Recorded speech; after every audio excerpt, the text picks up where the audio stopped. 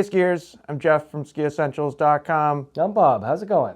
Welcome back to another 2024 ski comparison video. Another heavy hitting category in these mid-100 freeride skis. Yeah, and I think this is a good one because it's like the narrow end of freeride, but the wide side of all mountain. Yeah. So you get a lot of different performance characteristics within this group. I agree 100%. And it's also interesting that, like, for those of us here on the east, this is kind of like our powder ski category. Yeah. Like, I know both of us, we don't really go wider than this for the skis that we ski around here. Right. And then, like, out west, it's a completely different conversation where, like, a ski like the Atris that I'm staring at right now. Look at that, two black crows right in the middle. I know, they found their way.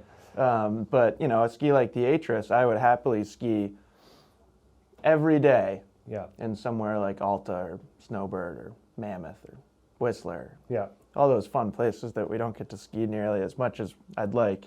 And then the last thing that I'll mention before we get started, because I think people know the routine at this point, I did see a comment, I believe, on the 90 comparison that was in reference to the draft format and said that they also enjoyed Slarvy to Carvy. Yeah. So thought we would do a Slarvy to Carvy. And I feel like we have a similar conversation with any organization of these comparison walls, but certainly not black and white. And I think there will be a lot of situations in here where we can kind of hem and haw about where a ski is positioned. Yeah, and like you can even look at the extreme here with the Cochise 106 on the side. Like it doesn't even carve. I don't think it's a great carving ski, right? But it's not, you know, it's just too strong to put anywhere else on this wall. And I think another good example is like that Enforcer 104 Free that's third to last. Sure, it's a phenomenal carving ski, but it's a very slarvy shape. Right. So then, like, where do you put that? Yeah. So I think it'll be fun to go through these and kind of have a discussion about them. And then you do see a lot of touring potential in this category as well. So I don't know if we've ever really pulled touring completely out of this category, nor would I really want to because I feel like it's important. But a little bit more variety in weight. Yep. We'll probably see, will we see 1,000-gram difference? We'll see close to 1,000 grams. We will, yeah. So anyways, not to waste any more time, we'll get started. Over here, I've got the Armada Locator 104. I'm keeping the one with the cheat sheet on the back because I'm going to forget turn radius. This one has it on the front for your reference. Well, isn't that ironic? Locator 104, back again, completely unchanged, same graphics and everything. This ski is really interesting. It's kind of Armada's their really strong entry into the kind of big mountain touring world. Yeah. And I say that because this is the narrowest of all the locators. And it is very, very light and it's very focused on touring. I would assume that you would agree with me that we would not recommend this for specifically resort use. You know, this is where kind of skier weight and style comes into play. I suppose kind of that's like how we talk about a 104 Unlimited to a 104 Free. Like, sure, if you're a lighter weight skier and you want something that's surfy and maneuverable, like, there's worse options out there. So I suppose that's true. I wouldn't say no, don't put an alpine binding on it and only ride the lifts, but I think that the potential, and when we look at the weight at 1,460 grams, like, you gotta think a little bit differently. I at least wouldn't really recommend it for resort use. Like Bob said, 1,400 and around 60 grams, very, very lightweight. There's a Karuba wood core in this ski. We do get some metal underfoot, which I think is commendable given how light they are. Yeah. I think that was like the first thing that I was impressed by with these skis. And then we get some kind of longitudinal carbon stringers in here as well. It's just not very strong.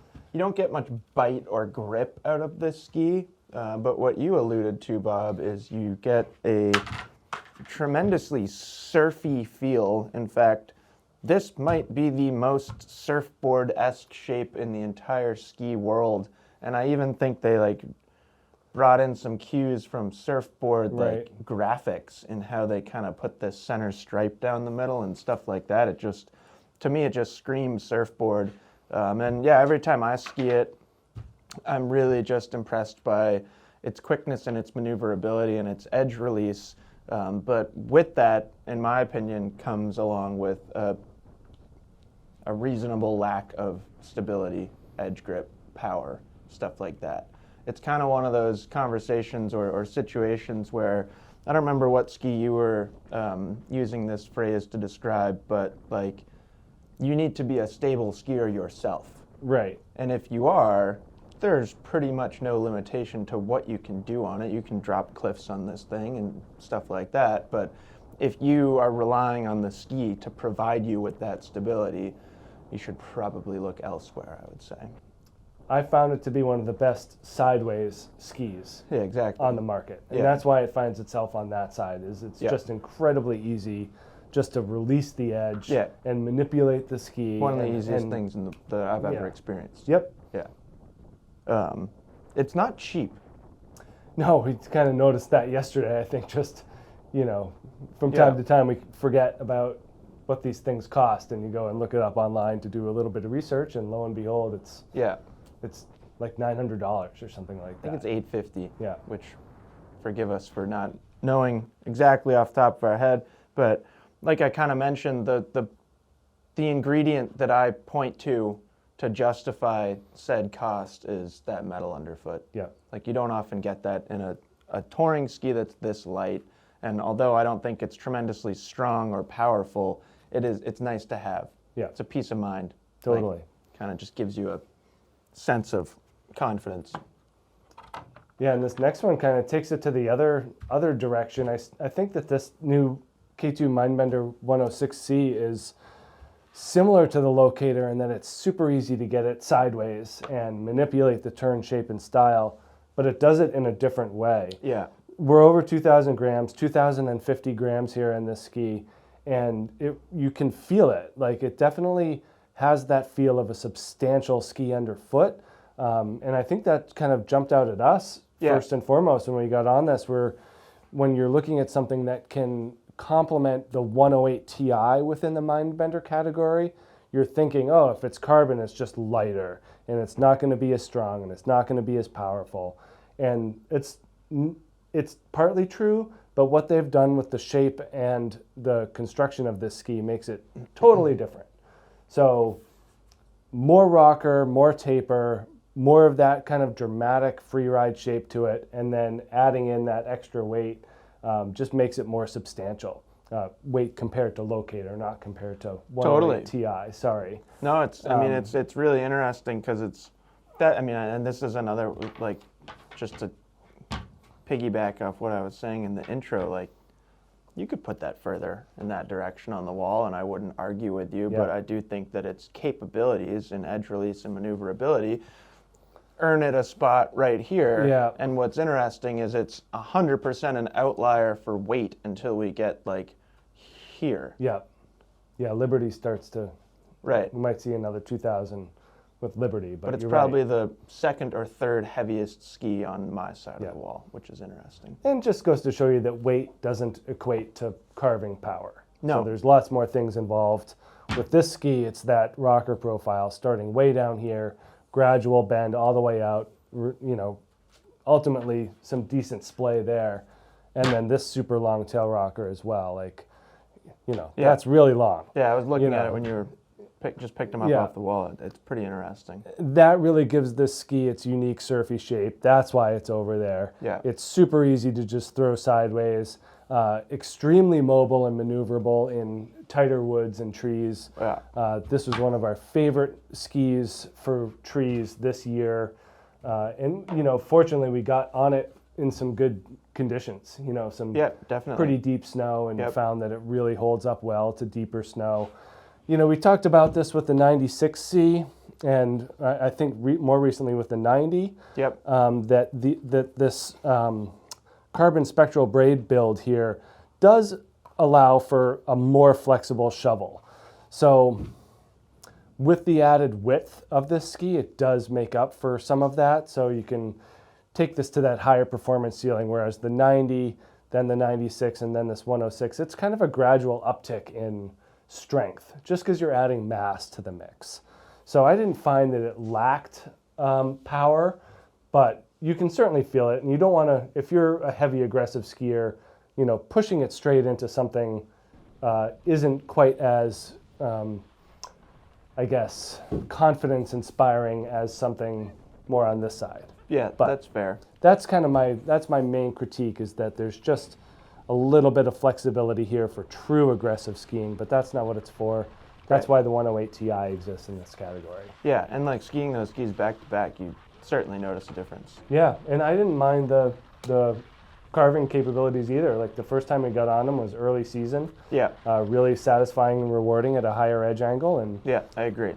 no issues there. It's not like precise Yeah, as a carving ski, like, or it doesn't pull you into a turn like those Senders over there, Yeah. or an Enforcer 104 or anything like that. But yeah, you can ski it pretty hard.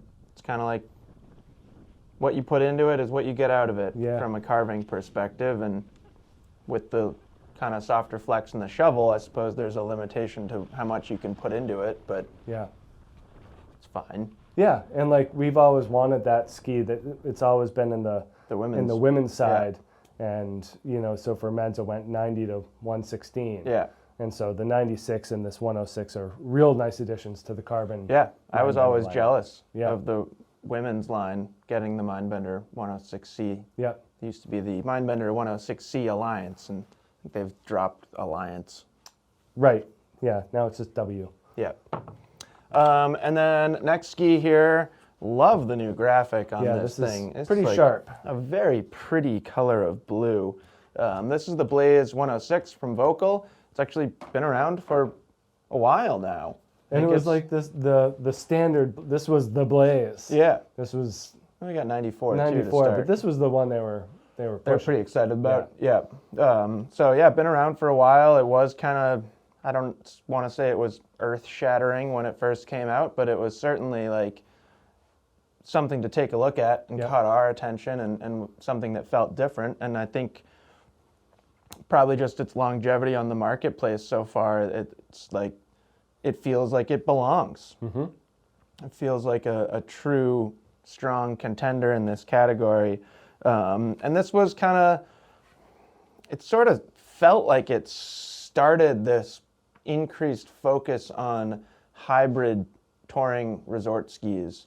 Because after this, we got things like Enforcer 104 Unlimited, we got Hustles, Yeah. stuff like that. And it just seemed like people were looking at the success of this ski and sort of trying to capture some of that themselves. But it has been interesting because when Volkl first came out with this ski, they marketed it more as a touring ski. And since then, I think a lot of people have come around to the fact that it's really fun in the resort. And I would venture a pretty strong guess, a pretty confident guess that there are more of these with alpine bindings than touring bindings out in the world.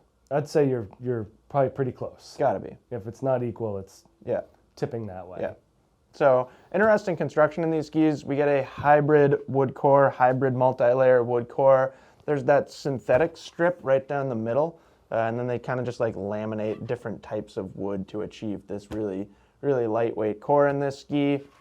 We do get some rubber up in the tip, which I think is cool. It helps a lot when you make a ski that's this light. And then we get that kind of titanal layer underfoot here that extends to the edges where your bindings are. They're basically like limiting, they're trying to use the least amount of metal possible here to achieve the result that they want. Yeah. And I think it's cool, like when you look at the shape and hold it in your hand, it extends just a tiny bit into the kind of fore and aft sections of the ski. But overall, very light, and it is, you know, a softer flex pattern. It's certainly not a stiff flexing ski. The construction's interesting. I think where things get even more interesting with the Blaze is just looking at the shape.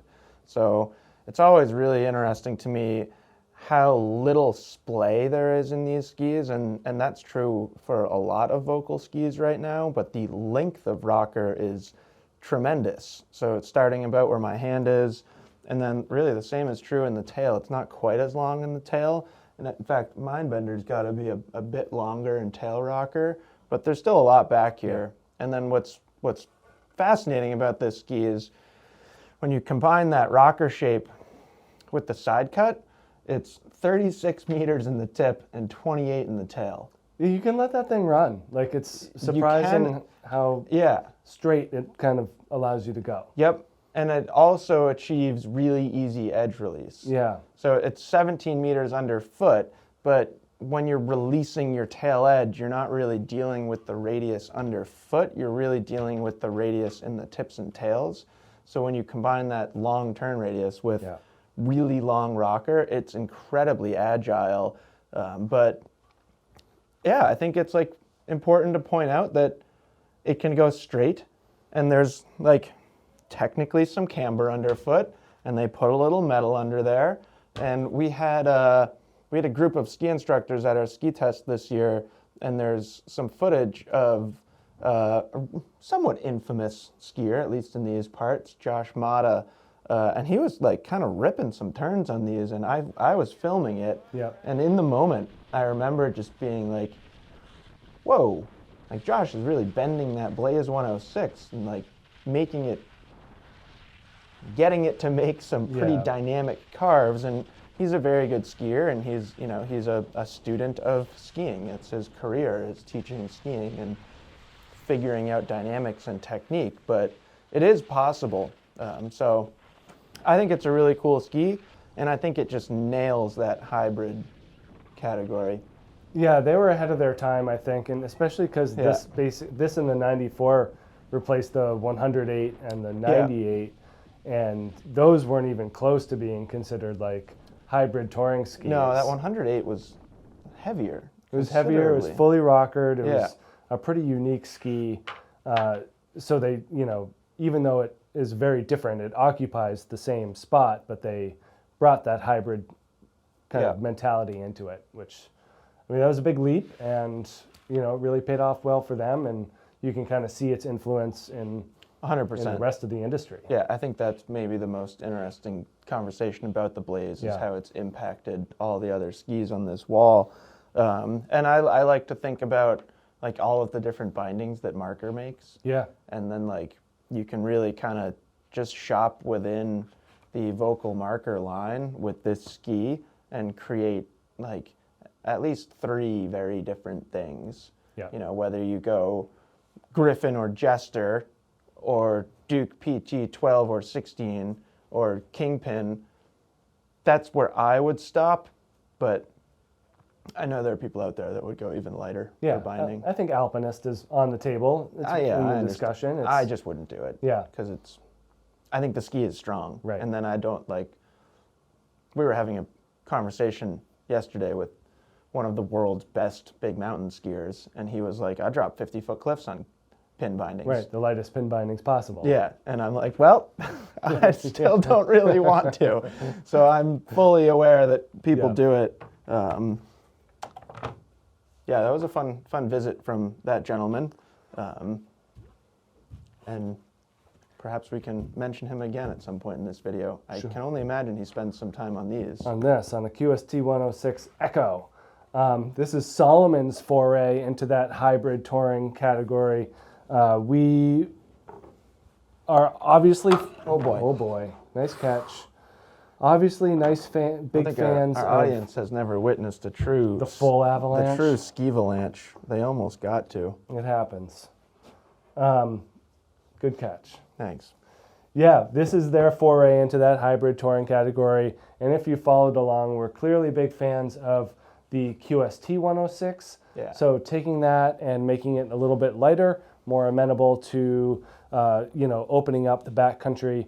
Again, this is kind of one of those interesting skis that's not like dramatically lighter than its alpine counterpart, and we can do a direct weight measurement here. This is our first double up. It's got to be 200 grams lighter. Yeah, so just under 1,800 grams, 1788 for the Echo, and then in the regular, almost we're at 300. 2,089. Yeah. And we've always kind of remarked that QST regular seems to have just gotten like heavier and heavier. It used to be like your QST 99 from 6 or 7 years ago. Yeah. That was light. I don't remember what it tipped to on the scale, but certainly in like swing weight Yeah. and how it felt, like the whole overall skiing experience. It didn't feel like a heavy, robust ski. Yeah. I don't know that any QST feels particularly heavy, but certainly more trustworthy now. Yeah, and that, like the older version, the 99 and the 106,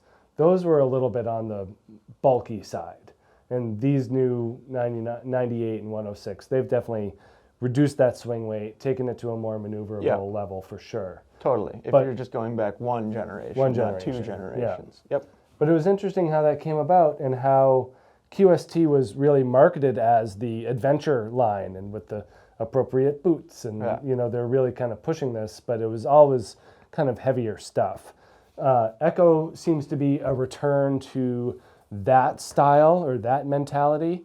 The big difference here, or the only difference, is the construction. They're the same mold. Is they're blending poplar and caruba in the wood core, and whereas QST is using carbon flax, this is just using basalt fibers. Yep. So lighter wood, lighter additives, and that's about it. Still uses that double sidewall. It is a little funkier color. I think it's a different material, a lighter, not like a stiffer polyurethane. So they're shaving some weight there as well. But overall, this is the same mold. So, you know, 106 underfoot, 19 meter turn radius here in the 181. And, you know, just about as fun and engaging of a shape as you're going to get. So nice early taper here, nice spoonier shape in the tip as well. And then same thing kind of in the tail where we do have that nice early taper. So really clean, round, easy feeling turns to this thing. But when you get it up on edge, like it definitely comes around. You know, there's a good amount of rocker, but also some nice camber in there as well. So you do get good energy. I put some good spring days on this ski. I think this is one of those ones that we didn't get out there together to film, but I had some personal I don't remember mornings. ever skiing that with anybody else. Yeah. I had some personal mornings on this ski this spring and really enjoyed it. You know, you do notice a little bit of lack of top end compared to the normal 106 or compared to some other more metallic skis on this wall for sure. So you are going to lose a little bit in the stability, but it's super quick, extremely mobile, just really easy to get from one turn to the next. And, you know, in the spring around here in Vermont, it's kind of fun because you can, like in the trees, you know, you can see everything. Everything's packed down. So you really get your kind of choice of line. And this ski was extremely rewarding to maneuver through the woods. You know, I'd say we talk about it a lot with like the Dynastar M Pro, where that ski is just, wherever you point it, it goes. And found that to be the case with this one as well. So, yeah, and you get a more forgiving tail. Yeah, in that compared to like an M Pro. Right. So there is that nice flexible nature to this thing. You can really bend it, get it to go where you want it to go. Again, losing out a little bit on the top end, but for a weight shaving and more accessibility, like this is a great ski. Yep. So really interesting that, you know, and not surprising that they would take this winning formula, this winning mold of the QST 106 and use that to do their hybrid ski. I was really glad they did. I suppose, like, as an East Coast skier, I kind of wish they would do it with the 98 as well. Sure. Because then, like, you know, just extrapolating a little bit, like 1650, 1700 grams maybe for a QST 98 Echo. And then, like, that's a really lightweight ski that goes uphill very efficiently. Yep. You know, not that this doesn't, but then you run, with this ski, here in the East, you run into the issue of appropriateness. Like, and like firm snow, or like firm snow. Yeah, like do you need 106 when you can you could have 98? Just in case Solomon's listening, you know. But we've also found that the lighter, or that the narrower these hybrid skis go, the more they skew towards the touring side. Definitely, yeah. You see that in like Enforcer Unlimiteds, for sure, where like the capabilities of the 104 compared to the 88 are drastically different. Yeah, totally different. And then same thing in like Elan's like Ripstick tours, like Yeah. Plake ski is a pretty capable ski, and then you go down to the 88 in that line, and it's like nothing. Right. To me, that feels like a randonnée race ski, and somebody's rolling their eyes because it's like way heavier. Right, But still, it just doesn't feel like anything when I ski it. This is a ski that is very impressive because when you hold it, it really doesn't feel like much at all. But if you've ever skied these Backlands, you know exactly what I'm saying. They are very, very strong for how much they weigh. A lot of capabilities. They're with really these skis. strong, period. Yeah. But they're exceptionally strong given how much they weigh. 1,600 grams. And this is long. Like what? I think that's a 183? 182. 182. So that's pretty darn light for a ski that's 182, that's 107 underfoot. It is an ultralight wood core in this ski, and then they use what they call carbon backbone, which is pretty similar to a lot of carbon applications on this wall. We just get longitudinal carbon stringers. Horizon Tech in the tip. We talk about the Backland 100 a lot and how it compares to Bent 100 and Maverick 100 because the shapes are so similar, and you do see some of that kind of influence or shared concepts in this ski as well. So very, very light, but like impressively strong. Yeah. And the first Backland experience I had was on the 100, and it was at like an industry on snow demo event, and our atomic rep Bruce was like poking and prodding me all day long, like come ski this ski, and I was just kind of like, leave me alone. Right. Like, I don't want to ski on a touring I don't ski. want to ski on that ski. It's really light.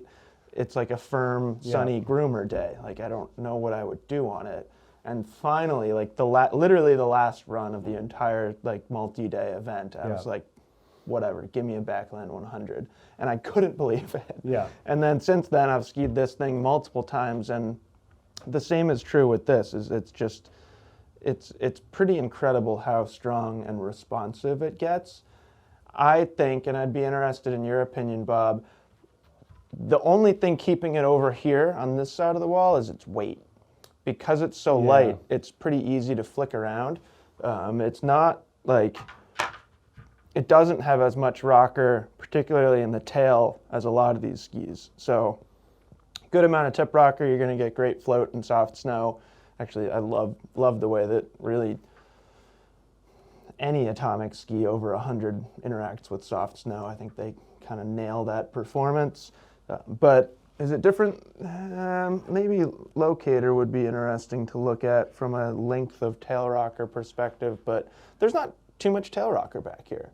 So that's kind of what I mean from the Slarvy to Carvy perspective is like, I don't actually think this ski is very Slarvy at all. Because when I think of Slarvy, I think of like staying on the snow surface and making a really controlled, like slow edge release, where this is quicker.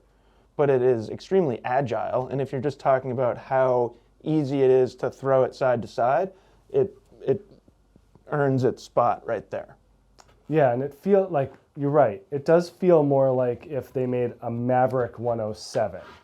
Yeah. Like, that's kind of what it would, It's stronger. that's what I'd imagine it would feel like. It's like more snappy out of the tail, rather than just drifty. Yeah. So it's like, although we organize Slarvy to Carvy, it's kind of like, and I like saying that. Yeah. It's sort of more maneuverable to less maneuverable, but again, this is not a black and white thing. This is just to make for an interesting discussion. Yeah, and I have a lot of friends that use that as their like Stowe resort touring ski. Totally. Nosedive up and one run down in the morning. Yeah. And they love it. Yeah. They've kind of moved on to having a narrower option too, and have kind of focused on more of a downhill. Like a lot of them will do it on a kendo, you know, just the one up, one down. And then like even like a Maverick 88 Ti would be like an interesting option. But they have been on those for a while and really like them. Those kendos with touring bindings, they get me every time. Volkl's totally missing this segment of the kendo touring skier. I can't wait. When will we see someone on like a Deacon 72 Master with like an Alpine Trekker? Yeah. And will it be me? I don't know. You get your fresh groomer on the way down. And another one that's kind of in that touring hybrid category, I think this one is a real successful ski, this 104 Unlimited. I own one and totally love this thing. It's the widest ski I own. So we were talking earlier, like those of us that live here in Vermont or ski in lower snow areas, you know, we don't need a 110, we don't need a 120. Right. You know, this 104, 105, 106 range is really kind of, for most of the year, as much as you'll ever need. Yep. You know, not only does it get tracked out pretty quick, but it also just doesn't really snow super deep, bottomless all the time. So this is great. I don't remember the last time I had a true bottomless day at Stowe. Yeah. Honestly, maybe one in the almost 20 years that I've skied here. It just doesn't last long. No. You know, you got to really work hard to get it. Yeah. So those of us that aren't willing to do the work and are satisfied riding the lifts, this is a great ski. Whether, you know, again, it opened up the whole binding discussion. I have a Duke PT16 on this thing, super heavy binding. You know, I use it as basically a Jester 16 that has the capability to tour rather than an Alpinist or to the even a lighter Duke PT, but to that hybrid style shift or kingpin. That's kind of what is meant to go on here, but there's nothing stopping you from going lighter or, in my case, heavier. As opposed to the 104 Free, this Unlimited has... another weight comparison? Yeah, so 1,600 grams here in the 179. 20 to 20. Oh, no, I'm way off. 2012. So 300, 200 plus grams. What did I say? I believe it was closer to 400? Yeah. Yeah, 400 grams. My quick math is poor. You can put that one Thanks. So, you know, that's more of a difference than what we're seeing with QST 106 to Echo. So that's putting more of this hybrid touring style on the Unlimited. More of a macro block core in here, so bigger stringers. That just basically means less adhesive, which adds up to a lot of weight. And then as opposed to the 2 sheets of metal that we find in Free, this has 2 applications of carbon, so stringers on top and then a wider sheet on the bottom of the core. And that's giving it its energy and power.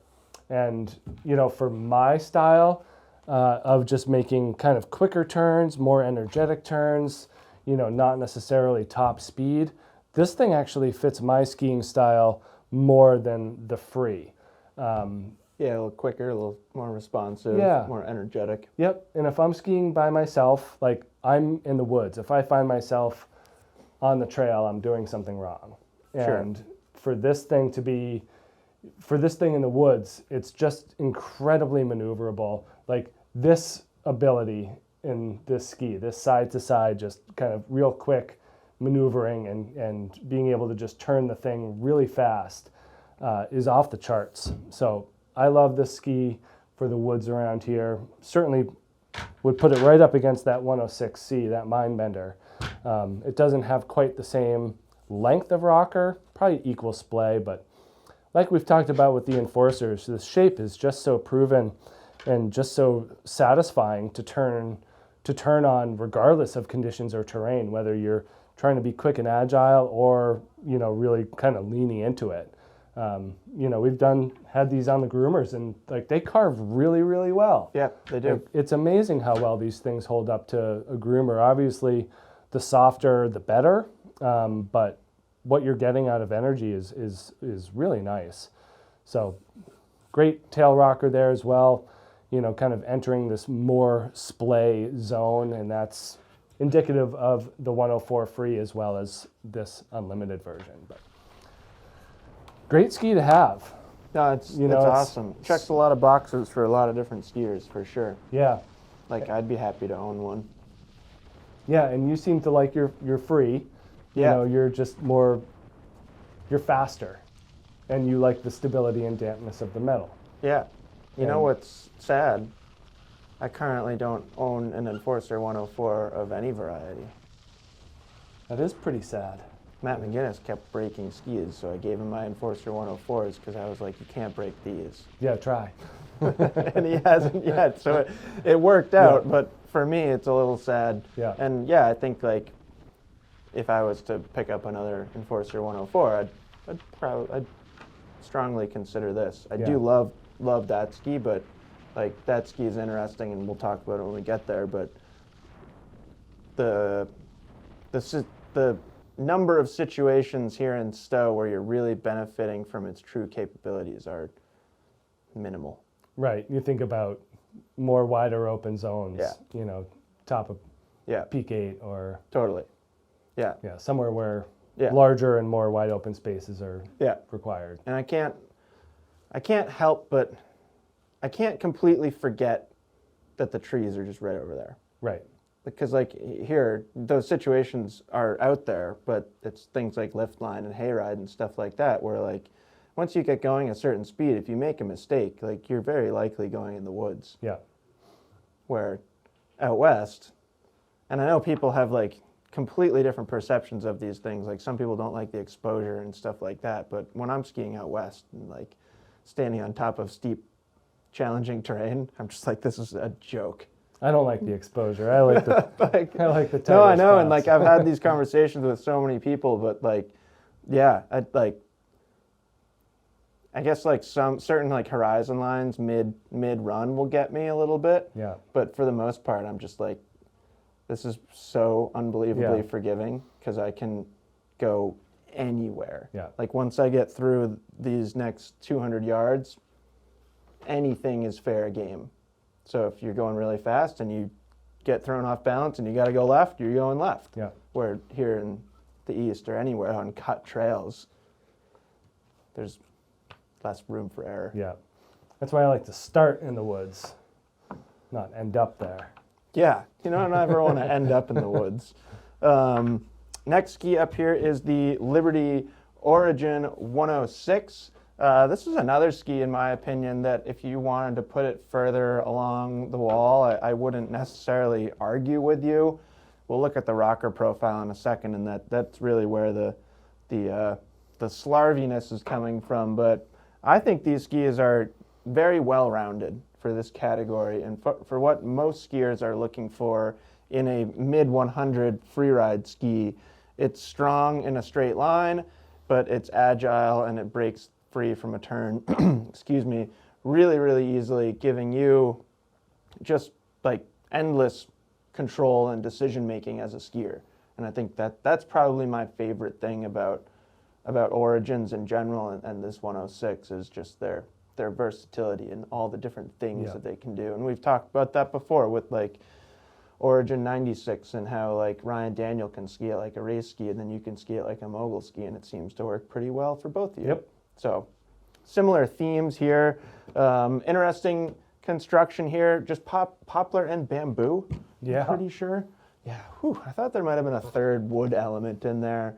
And then we get carbon stringers, again, that kind of consistent theme in a lot of skis in this category.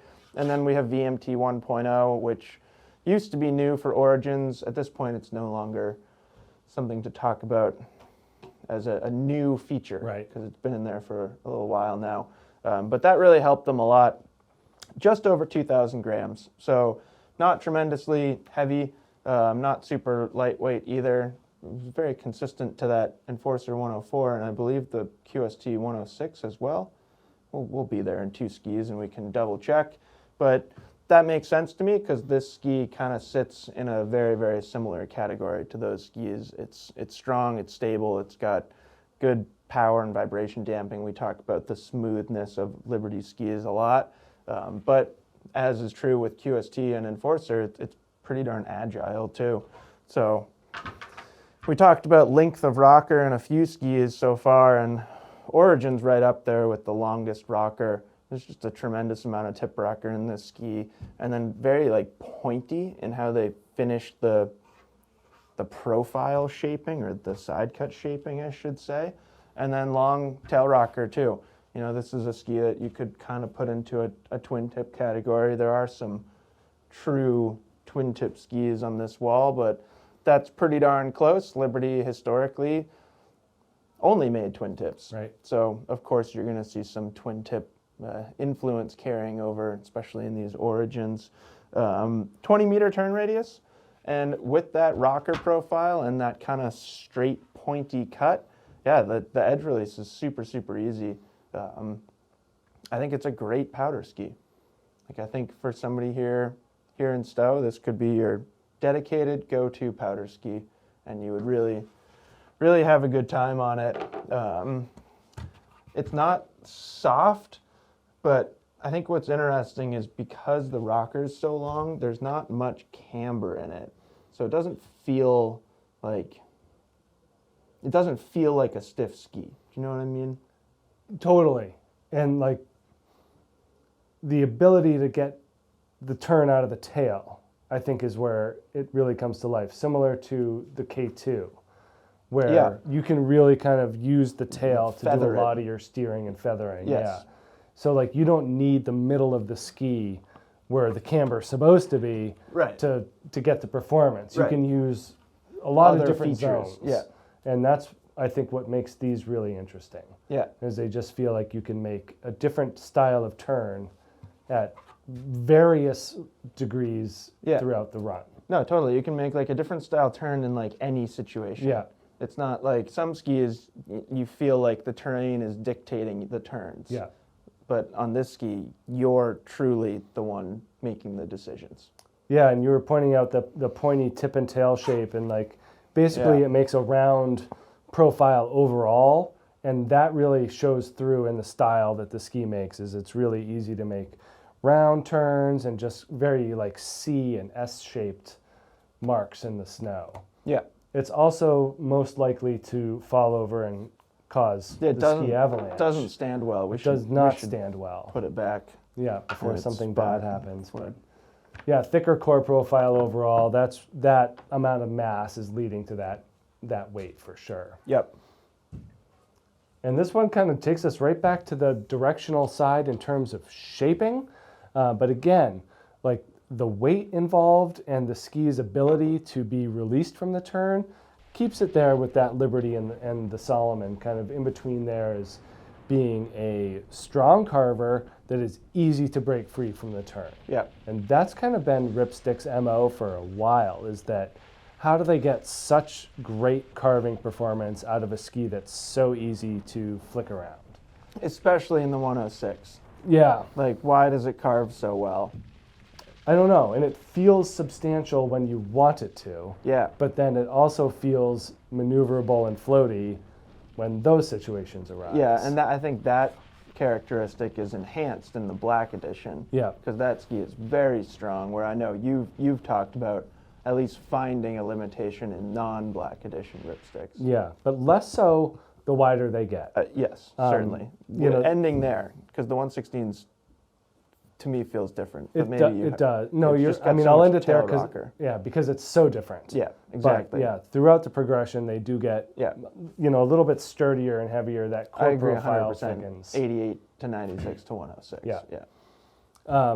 Same construction of this ski. So tube light wood core, carbon tubes along the side, amphibio rocker profile, carbon line technology. The big difference here is this gets more carbon line and 2 extra tubes. We'll get there when we get there.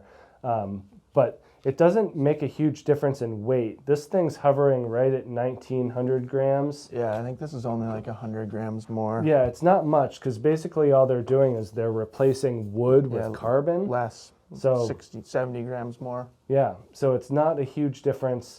They're certainly not using these as I'm going to keep this for a sec, as an example of touring capable resort. That's not what this is.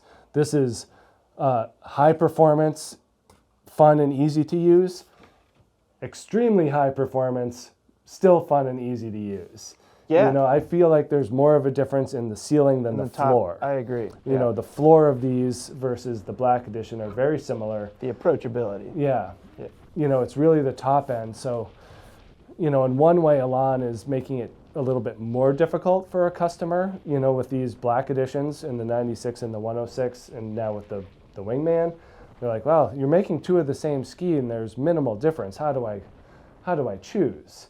But it's really the top end. If you're more of a moderate skier, a little bit more relaxed, happy making shorter turns, and you don't need the high end, then this regular 106 is fine. Yep. Like there's a lot of performance here.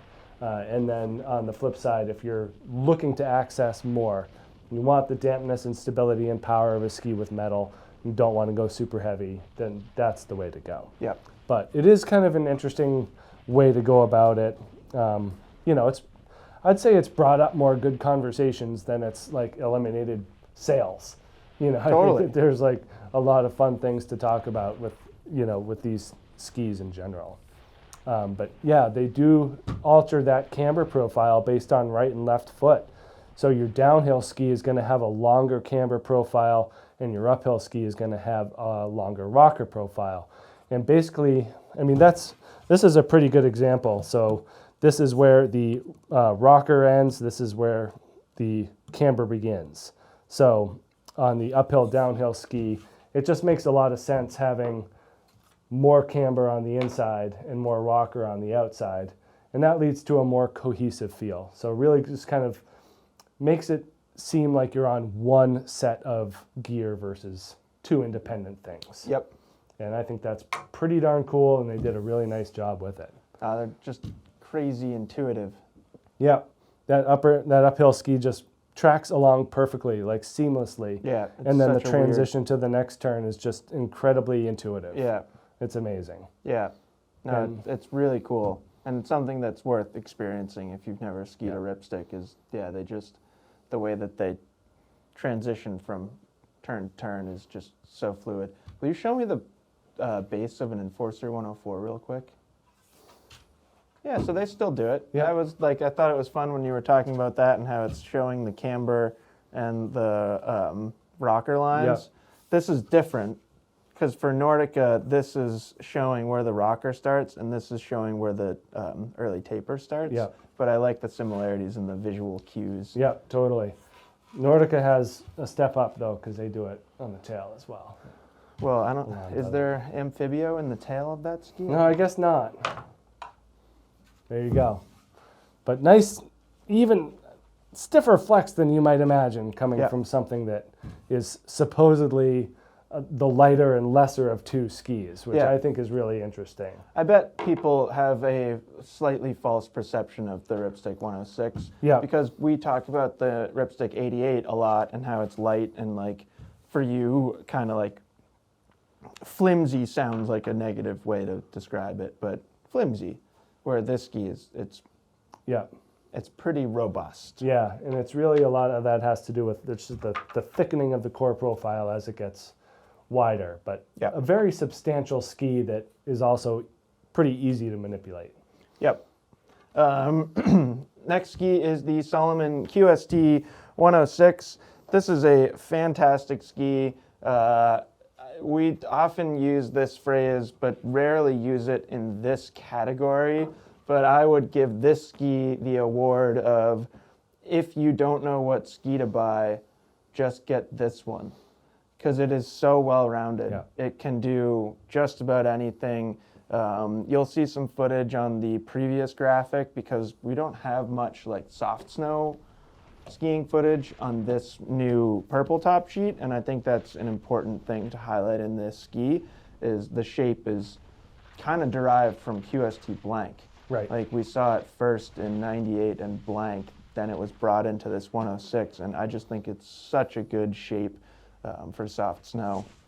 So pretty simple construction in here. I guess there are some interesting elements though. We do get a poplar wood core. We get that double sidewall underfoot, so it's kind of visually represented by that orange strip right there. We get cork damplifier in the tip, and then we get some CFX. They don't call it superfiber anymore. Maybe that was like a patent violation or I don't something. know. It's always kind of disappointing for me. It was really fun saying Yeah. CFX superfiber for a year or two. So there are a decent amount of ingredients in this ski.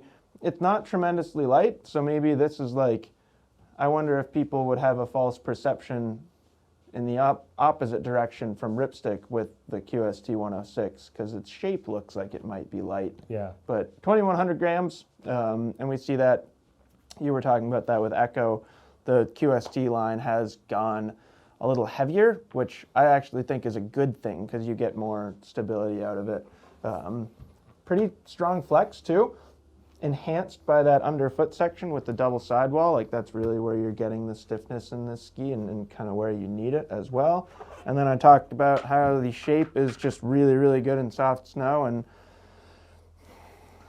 the shape is just really, really good in soft snow. You don't have to go much further such than that, an ideal amount of tip rocker and splay, but then you get like a lot of camber underfoot, so you get more kind of like bounce out of it, like more feedback and playfulness, which I really, really like. And I think you can like kind of use it to your advantage. Like this ski loves to be in the air, even if it's just for a brief moment in time to then like transition into the next turn. I've always found that it just feels so bouncy and playful. And then a good amount of tail rocker back here too. Does the 98 have more? I think the 98 might have more. Yeah, they like this one was a little bit more athlete inspired. Right, so they kept it a little bit more directional than the 98 or the blank. Like the 98 to me is bordering on twin tip, where this feels like a directional ski through and through. But no, I just think it's so good.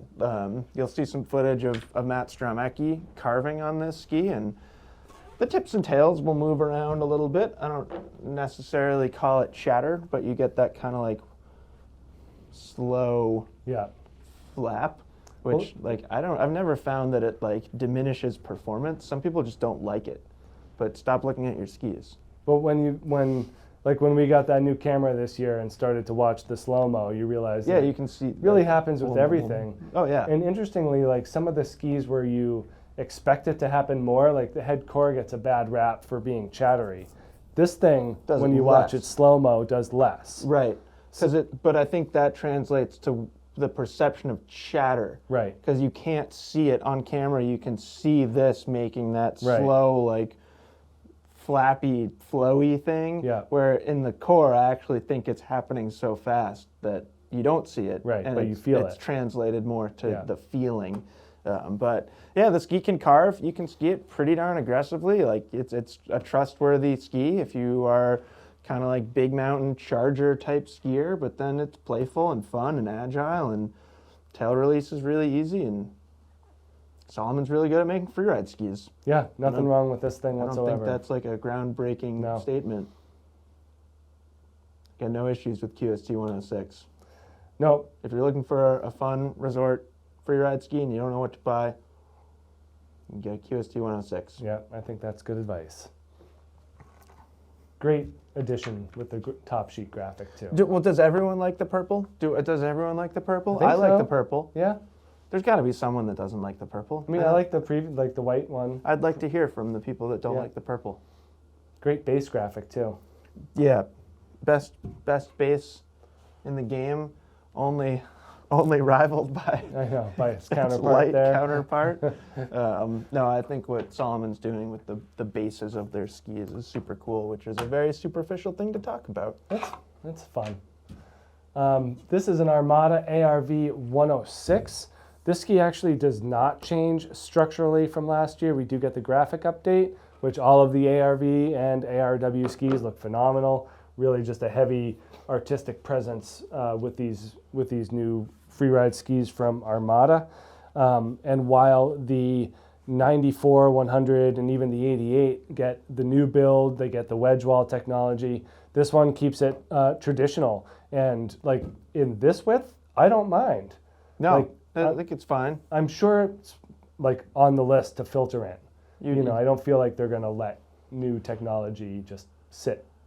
But for this year, you have to expect to see it for next year, but who knows? For this year, at least, we're still dealing with the blend of poplar and ash in the wood core of this. So the narrower ones kind of did away with the ash. They only moved it underfoot as a binding insert, whereas these ones still have the full carbon or poplar and ash stringers throughout. So it's a much denser and heavier feel than the newer ARV series of skis. And when we did the twin tip comparison we had the Idolo in here. Yep. And that's what this thing feels like. Yeah, it's built like an Idolo. Very sturdy like an Idolo. It does show in the weight 2,120 grams. What length is this here, Jeff? The 180. So, some good heft to it for sure. We are dealing with their AR 75 sidewalls. So full sidewall underfoot, a little bit of a taper, and then into cap in the tips and tails. And this is where we start to see more of a true twin tip like you were talking about earlier, kind of enter the chat and bring, freestyle and creative skiing into the mix. It's still on that side because it's a twin tip, but the build and kind of how it feels is maybe a little bit more this away. Yeah, I agree. But, you get that smear tech in that ski. Yeah. And that's, if we're going Slarvy to Carvy, if a ski's got something called smear tech, it probably should be towards the Slarvy side. Yeah, and this kind of is their version of what Horizon Tech has, or in line we had the concave, or convex, I guess it is. But yeah, basically milling out the sidewall along the tips and tails here to make more surface area with the same amount of width. So that's tips and tails. Is the top sheet concave or is the base convex? I don't know. I don't even know how to start to answer that question. At any rate, we do have kind of freestyle rocker in this one, so it's not super long, but it does result in some decent splay. And it's not symmetrical, but it's similar. So most tail splay we've seen so far. Yeah. And with that smear tech, it does make that tail just incredibly playful and easy to maneuver. I got on when we skied with Armada, it was a beautiful snow day, and I put a fair amount of time on this thing and I even got it in the longer length, I believe, the 188, and just totally loved it. We were just bouncing around in the woods, kind of opening it up on the trail, and it's amazing how much stability and power you get out of this thing, even though it's like a fat twin tip. Yep. So that's kind of the plus there, is that you're getting these attributes mixed together. Yeah, I was just thinking, like, if you were to quiz the entire world of skiers, or at least people aware of these two skis, if you ask somebody which is heavier, a QST 106 or an ARV 106, would people say ARV 106? Or a better example would be Enforcer 104, which is heavier, an Enforcer 104 or an Armada ARV 106. I would guess that 80 to 90% of people would guess Enforcer, where the answer is actually ARV. Yeah, and that just shows you what, like, a lot of dense wood has to do with the construction of a ski, even versus two sheets of metal.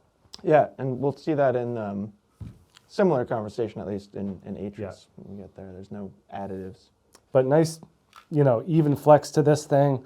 It does feel like it does have that playful characteristic to it, that whether you're using it for natural features or even, that haphazard venture into the park, I can't imagine that this is going to win anyone's hearts as a dedicated park ski, but you'd be surprised. Some people like heavy things in the park. Yeah, big, strong skiers. Yeah. If you were a park skier, that would be my park ski. You'd love it. Yeah. Yeah, and there's more big park skiers than you might guess. Yeah. And then finishing up on my side of the wall here, I was really hoping to include the normal Corvus, but we didn't have it readily available. Not too many people buy the normal Corvus, so I suppose I'm kind of glad that we didn't have it readily available. But I feel like we've talked about this ski a lot, and we rarely get a chance to talk about the Corvus. Right. So this is the Corvus Freebird, and what's interesting with this ski is it's billed as a touring ski, just where it fits in Black Crow's line, but it's 1,900 grams, and I actually think it's a pretty stiff, stable ski. So there are other skis up here that you're not going to see in the touring section of a catalog that are lighter. Right. So it's just kind of an interesting situation. Poplar wood core in this ski. Yeah. And then we get some metal underfoot, which reminds me a lot of conversations that we were having over here, particularly with Locator. But yeah, this ski is 1900 grams. So there is a difference. And then flex pattern is like pretty impressive. Yeah. You had a really interesting statement before we started filming where you were like, I'm pretty sure the Black Crows guys were just sitting in their office at the base of Chamonix and they were like, well, I want a ski that can go all the way up there and come all the way down here. Yeah, but you have to start here and you can't take a lift. Right. And you have to deal with whatever the Alp Right. gives you. Right. And like, yeah, it's a great way to think about the capabilities of this ski. 107 underfoot, pretty big ski, but then like a pretty flat tail, which we'll look at in just a second here. So there is some tip rocker, you know, that's like consistent in this theme because you need it, you know, similar to like Backland 107 here, which I think is like actually a really good comparison to this ski, is that Backland has a substantial amount of tip rocker. This does too, certainly not as much as we see in other skis on this wall, but plenty. And then quite a bit of camber underfoot here and like basically no tail rocker. And the reason being is this is a big mountain touring ski. For like technical terrain, like that's where you really want your tail to inspire confidence. Totally. Or like, heaven forbid you have to like self-belay or Like whatever, a ski anchor, basically, whatever those people do. Yeah, if you need an anchor point, you can create an anchor point from this ski. If you need to do a rescue mission in the backcountry, you have a flat tail that you can use to your advantage. Like there's reasons for that, but to me the biggest reason is if you're on like wind scoured steep terrain and there's a 500-foot cliff below you, you're gonna want your tail to be flat and stiff because you can really kind of push it into the snow and trust it. But it definitely takes away a lot of its slarviness. I don't think this ski is particularly slarvy at all. Really, the only reason why it's over here is it's a little lighter and can be a little easier to flick around than some of those skis over there. Yeah, but again, it just feels weird to put a touring ski on this side. But yeah, I agree. Which is really the only, like, it could be at the end of the wall. Sure. As far as I'm concerned, but I think just its weight kind of keeps it over here, and it is a pretty unique ski. Like it's not for everyone. If you're looking for just a fun, playful powder ski, get the next one. Yeah. Like Black Crows makes a lot of wide skis, and you kind of have to like really do your research and figure out which one is meant for what, and this one is truly meant for big mountain backcountry situations. Certainly, like that ski goes hand in hand with what I consider like free touring to be. Yeah. Whatever you think that is in your mind, like that's the ski that I picture when that conversation is brought up. Yep. What do you want? Well-rounded, playful freeride ski. Yeah. Atris is a killer. And I love how we have the two Black Crows here. One, you know, the alpine-oriented freeride ski, and one the big mountain tourer. But they both have their own individual attributes. And ever since this thing got narrowed up and a little bit of a shape change 2 years ago, it's really kind of opened up this ski spot in Black Crow's line. You know, there was a little bit of overlap between this when it was a 108 and the Anima, and then kind of leaving a little bit of a blank space in the mid-100s. So I think that this new shape really works well at kind of filling that gap for Black Crows. Very smooth, poplar wood core. You know, we do have this semi-cap sidewall construction here, so it gives it a little bit more agility and just an easier access to a turn. But at the same time, that sidewall continues all throughout. So you're getting a very consistent flex and feel from tip to tail. It is more flexible than that ski for sure, than that Corvus Freebird for sure, and even probably more so than like the Ripstick. But I think that it's like useful flex. So you're able to get that ski to absorb those, you know, variable snow conditions, more technical terrain, while still remaining pretty darn playful and just engaging and fun. This is one of those skis that I found more in common with the longer length. This is a 184, 2008 grams. But when I get on the 190 in this ski, it really makes more sense. Yeah, which is interesting because I like the 184. Yeah. And in a lot of things, I'm perfectly fine being in the 179. Right. Like in Enforcer 104, I'm a 179 skier these days more than I'm a 186 skier. Yeah. But yeah, I felt the same way on the Atris. Give me a little extra length. Yeah, And it's so easy to handle.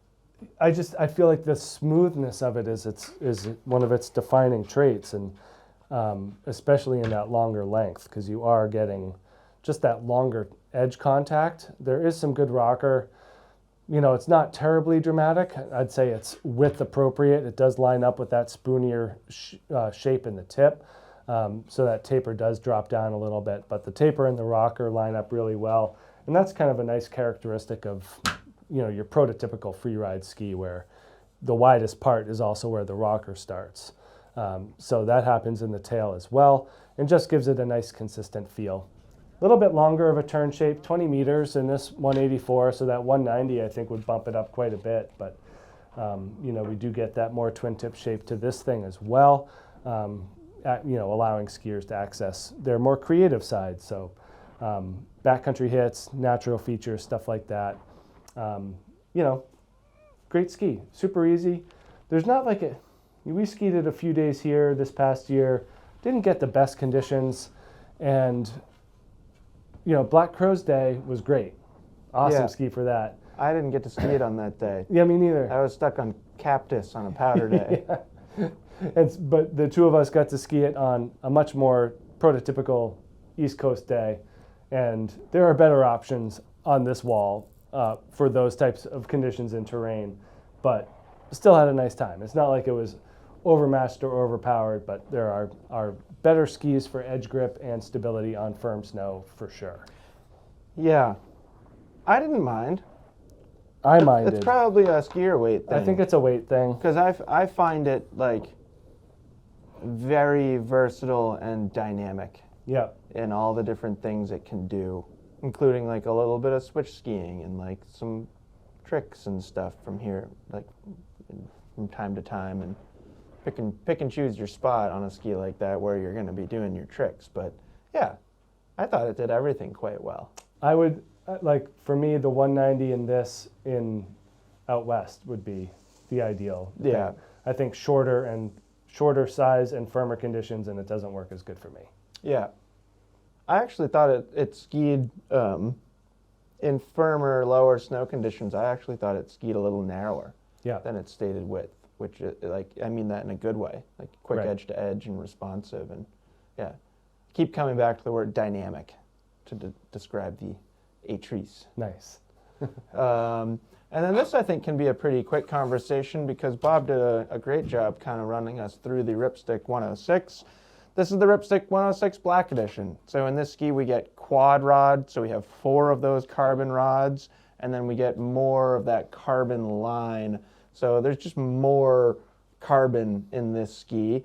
And as Bob was describing, this ski basically is as approachable, or at least close to the normal Ripstick 106, but it's stiffer and stronger, better vibration damping, better edge grip, all that kind of stuff. I do think there are some like interesting situations, like I don't find the top end of this ski as easily as you do. So for a lighter weight skier, I think it's important to have that moment of consideration for yourself is like, do I need to go, is Ripstick Black Edition even a benefit? Right. Because if it's not, then there is a segment of skiers that is going to find this harder to ski. So I don't think there are many people, you know, we talked about the approachability being about the same, but there's got to be that much out of that much skiers. So I just think that's an important thing to think about. Pretty stiff.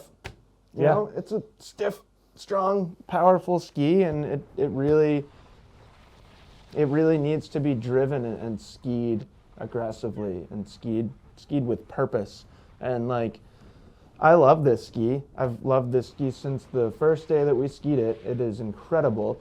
But if I was buying a Ripstick 106, I would legitimately have a hard time deciding, because like I love skiing this ski too, and when I ski this, I have to be a little bit more engaged to get it to bend and flex and then get that like fun, rewarding Ripstick feel out of it. But it is, I mean, it's incredible, and you see a lot of people buying Ripstick Black Editions. Probably the 96 is more popular just from a numbers perspective, but I don't think I've ever heard or read of somebody who bought a Ripstick Black Edition and didn't like it.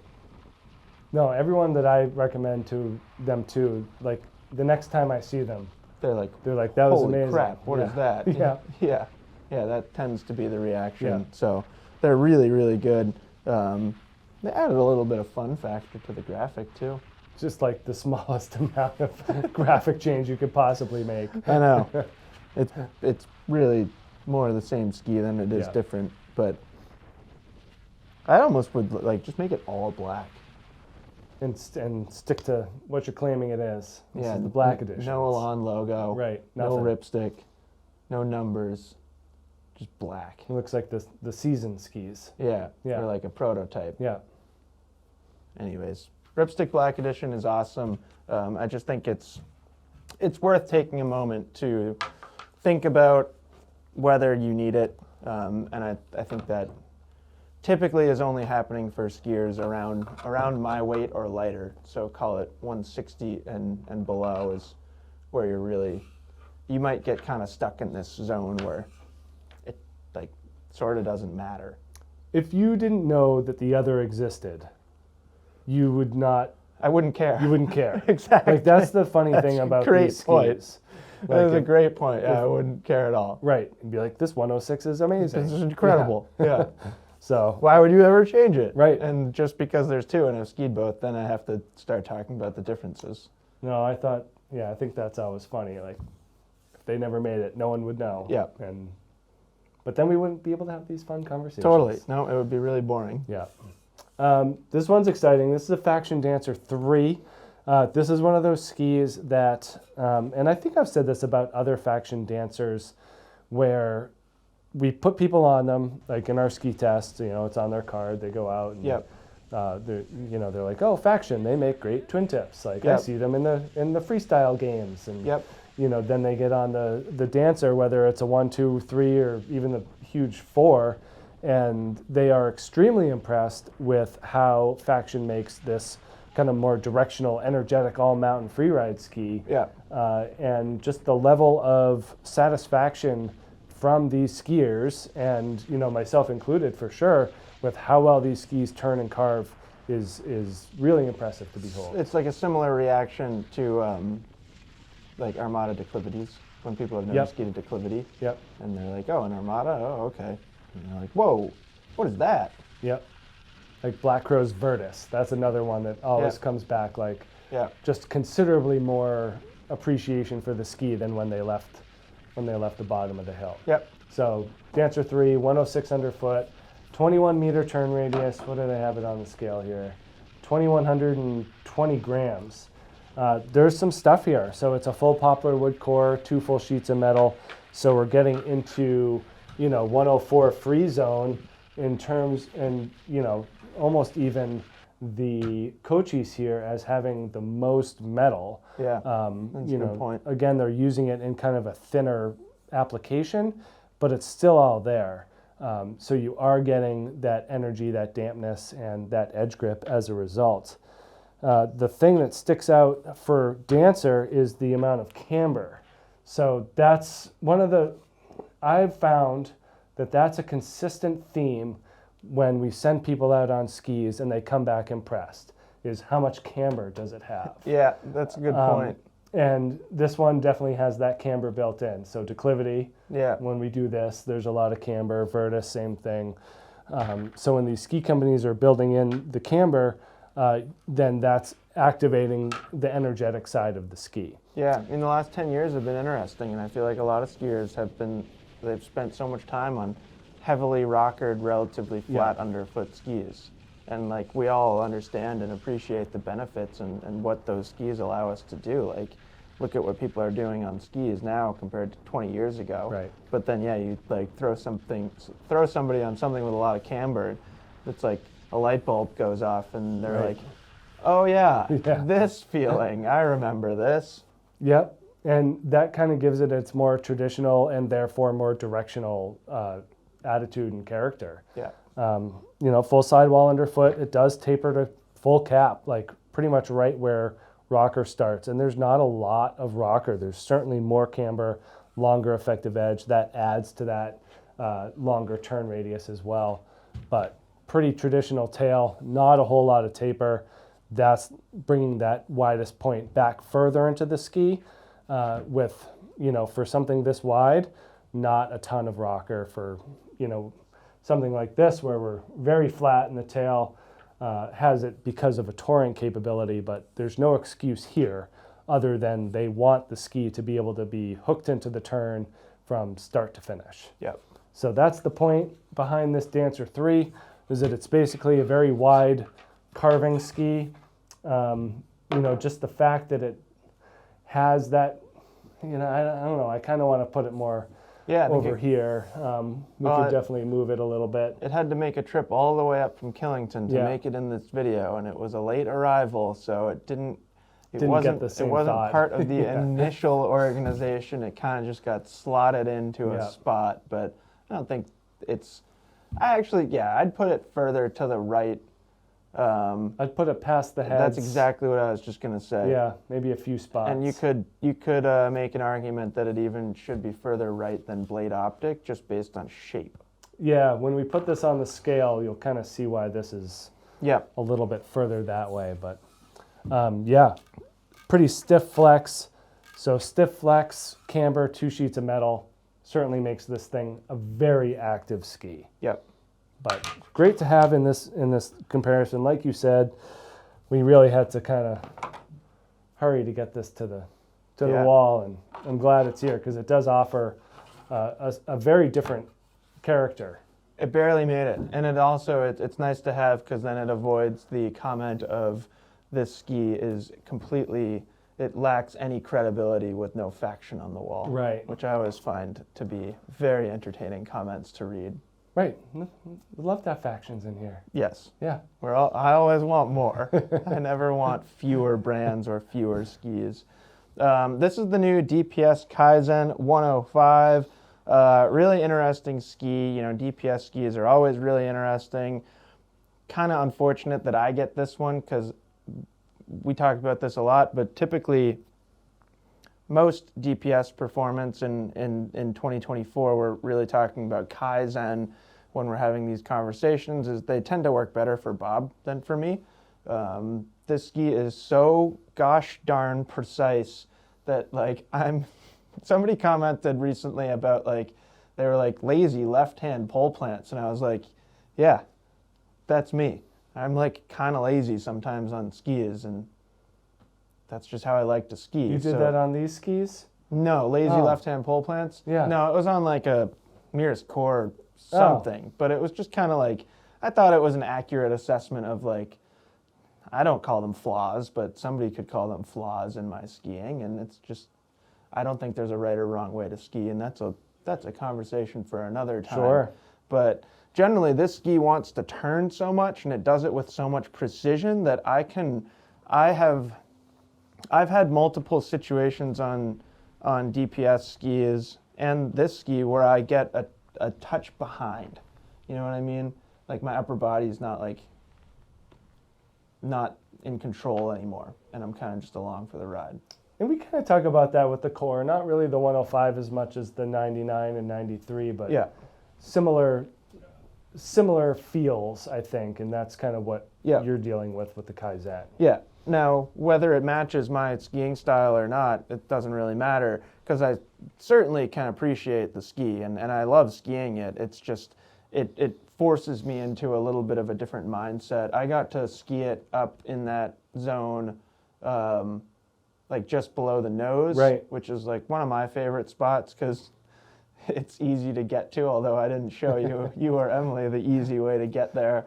But that's like, you know, it's sort of like it's the quickest thing that we have at Stowe that resembles like western backcountry terrain. Yeah. Because it's a little bit more open and you're dealing with cliff drops and like wind lips more than you are with trees. Right. And I really, really enjoyed it. And I remember being out there and just thinking like, well, I'm on the right ski for this. And things like that, trees, anything that requires quickness and precision, these skis absolutely excel.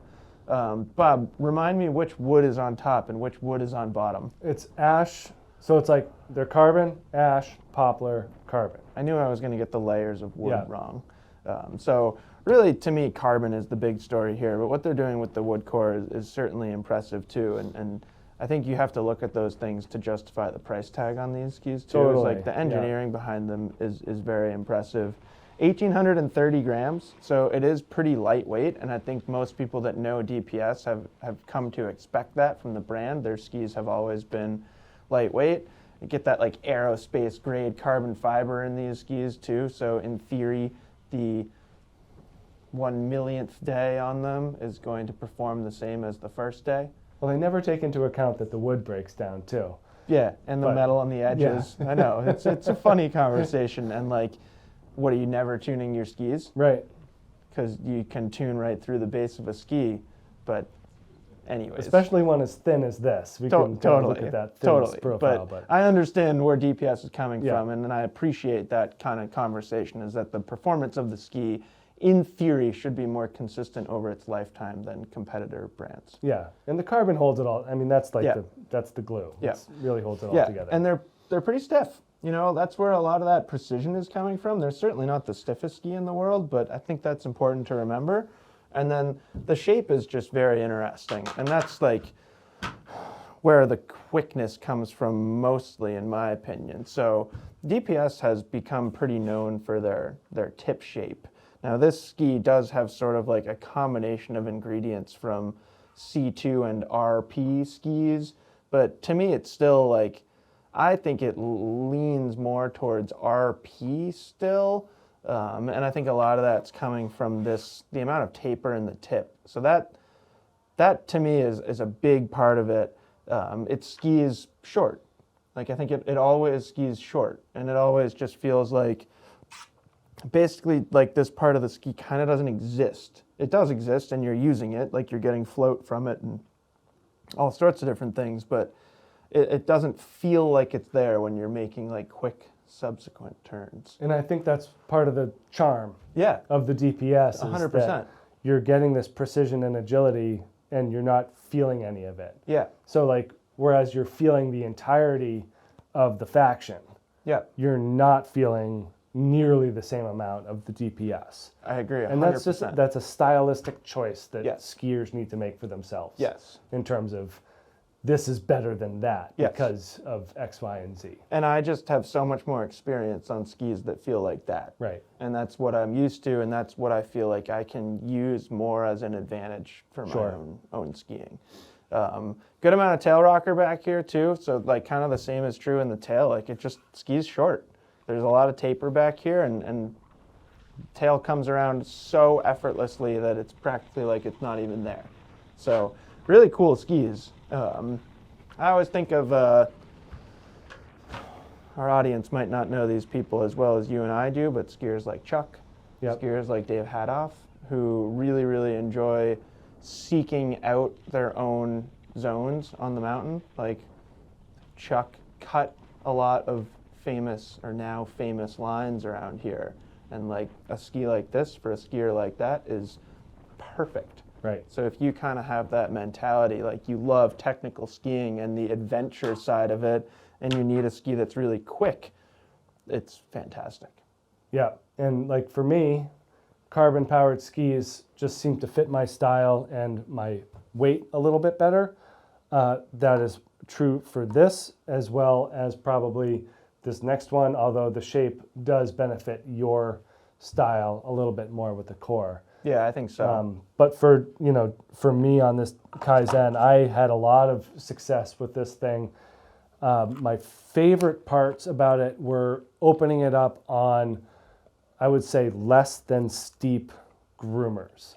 I've always felt like, so this is replacing the Pagoda 106 C2, which I always thought was an awesome carving ski. Yeah. And, you know, once you got it going a little bit too fast, there was some issues, but I think this one takes the precision to the next level. They've thinned it, they've incorporated more ash into the wood core, Yeah. and I think that's made it a little bit more sturdy. You know, even with that thinner profile, they're putting a stronger material in there. So it's a little bit of a give and take, and overall, I really enjoy that thing.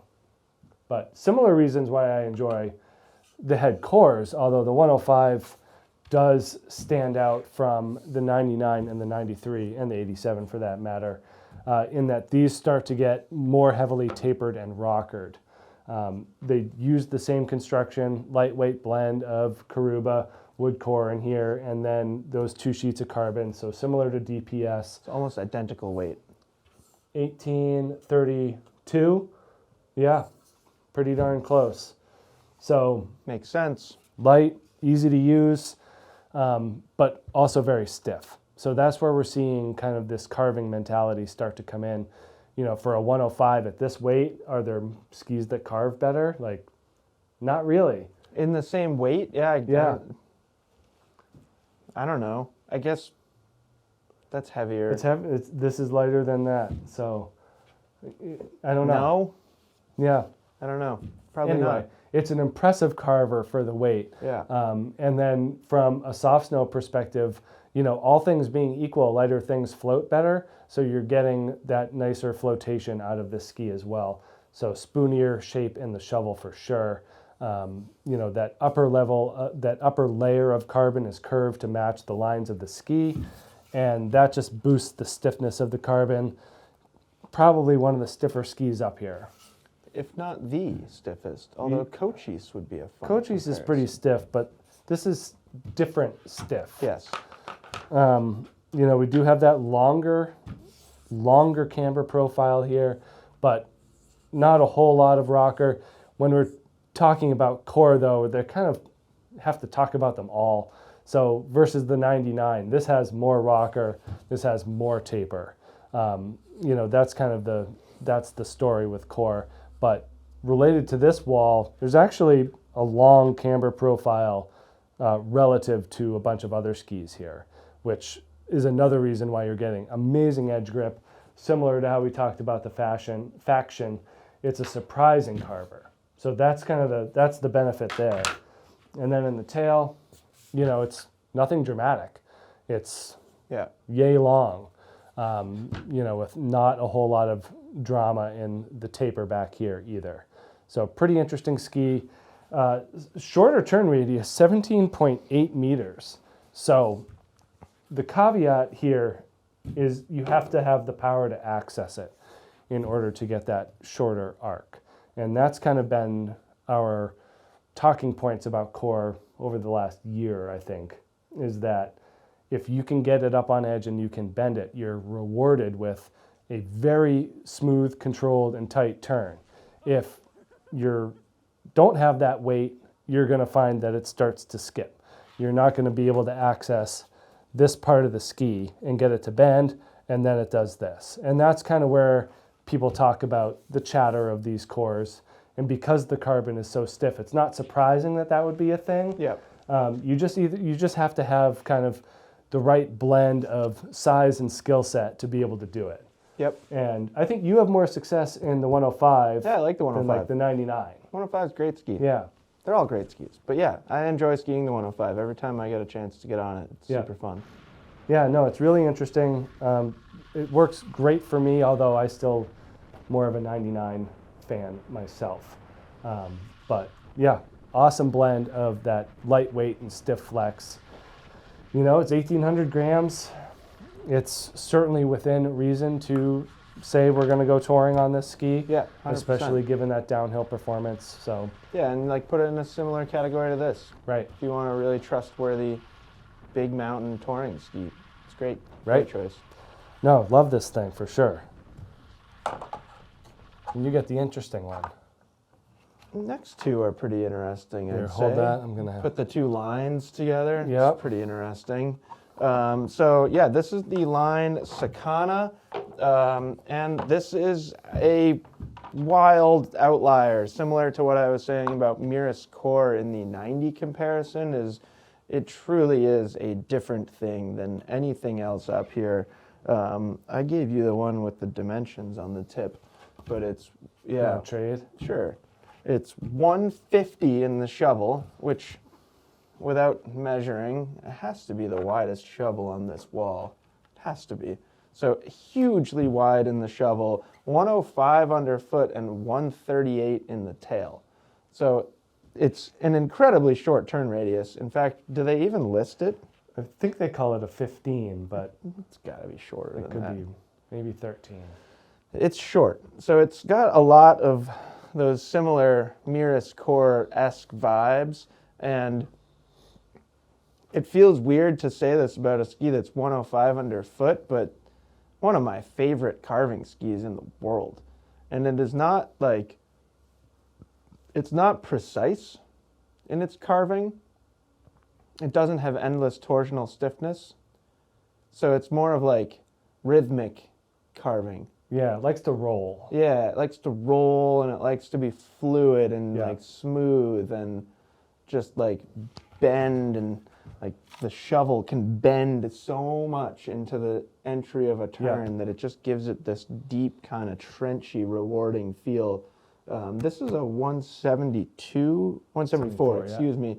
1730 grams, so it's not like a heavy ski, and it's not like, you know, it's not stiff like a frontside carver. And it's not like the weight matters in this ski like Doesn't it matter, like, matters at in all. other skis. Like, Yeah. I don't even know why. Yeah. The only thing that matters here really is the shape. Right. So it's a wild ski. And looking at that shape. So a lot of tip rocker up here, and we were just talking about how easy it is to bend the shovel into a turn. It's already bent into a Right, turn. pre-bent. So that kind of gives it some of that intuitiveness and that smooth rhythmic feeling that I was talking about. And then like the coolest tail ever. Right. Tons of metal, swallowtail. Tons of metal. Yeah. And if you didn't have that metal, it would just break. Right. So they have to, if you're going to put prongs on the end of a ski like that, you need to make them really, really strong. Otherwise, they would literally just break. So there's really not much tail rocker back here at all. And we can talk about that concept in just a second here. But I'm mostly focused on carving for this ski because that's what I like to do on it the most. And that's why it's over there on that side of the wall. So yeah, you just get this like super, super strong finish to a turn. There's no early taper back there, and it's so much fun to ski, as you hopefully are seeing in the footage there.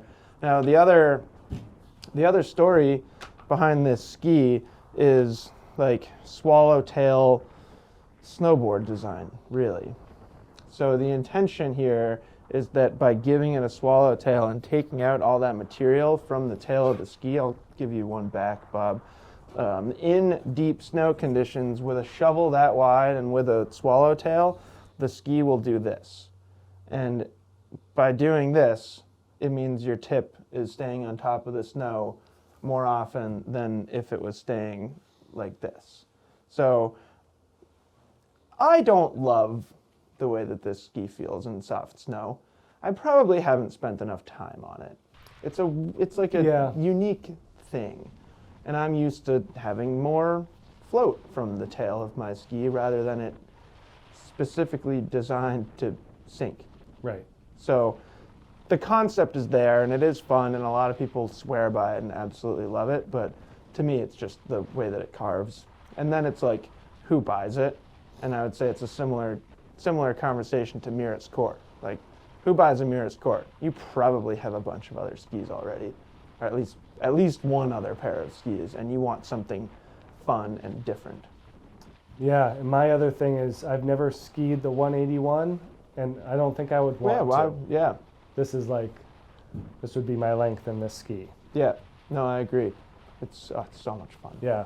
Anytime I have a reason to look back at the footage of skiing this from this past winter, I take that opportunity because it gives me a lot of like positive memories. The other thing about that swallowtail is like if they built this ski and it wasn't there, if you just picture this kind of doing what every other ski does, then it would just be too much. This adjusts the torsional stiffness back here a little bit. Yeah, it would lose that fun factor and the rhythm. Yeah, and that's kind of like, why would they do this? And and that's why. They did it because they have to, not because I don't think they set out to make a swallowtail ski. Like, I would imagine that. Oh, I think they 100% did. You think so? Because I feel like Pescado, yes? This is a derivative of Pescado, I believe. And I know it's a pollard shape. I don't know which ski came first, whether it was Pescado or this ski. I think it was Pescado. But that was the intention from Eric Pollard's mind. I would like to know the history of that for sure. I think we can accomplish that. Good. Another line. This one's more modern. This is the line Blade Optic 104, and when Jeff puts it on the scale, it'd be pretty interesting. Is it 2,400 grams? It's pretty heavy. No. 2238. This is, what length do we have here? 185. So quite a bit of metal going on here. We also have a pretty thick core. We've talked about lines in the past and how they really play off of the thick and thin in their cores. And this is another example of that, where underfoot, they're using that aspen wood in a very thick and long manner. And then at the very ends, it tapers to cap. Yeah. So this is another one of those examples of a Freeride ski that has kind of a different mentality in the tip and in the tail than in the underfoot zone. So you're getting that strong carving performance underfoot, and then more rocker and playfulness in the tips and the tails. So this gas pedal metal laminate here is specifically designed to kind of distribute the energy and the power. So central spine, and then it extends in certain parts, but not all, to the edge, and that's adjusting the torsional stiffness of the ski. But we definitely see a direct lineup of the end of the sidewall to the start of the rocker. So that's really emphasizing the difference between the tips of this ski, that corresponding taper shape, the tails, and the rest of it. So again, in the tails, that sidewall ends here, rocker begins, and we're just in that more playful zone back here. But the metal does extend, so it keeps that performance pretty squarely intact. And we found that these are very aggressive skis. Yeah. Like, you can ski really hard on these and not lose any amount of stability whatsoever. Yeah. Like, this is a really strong ski.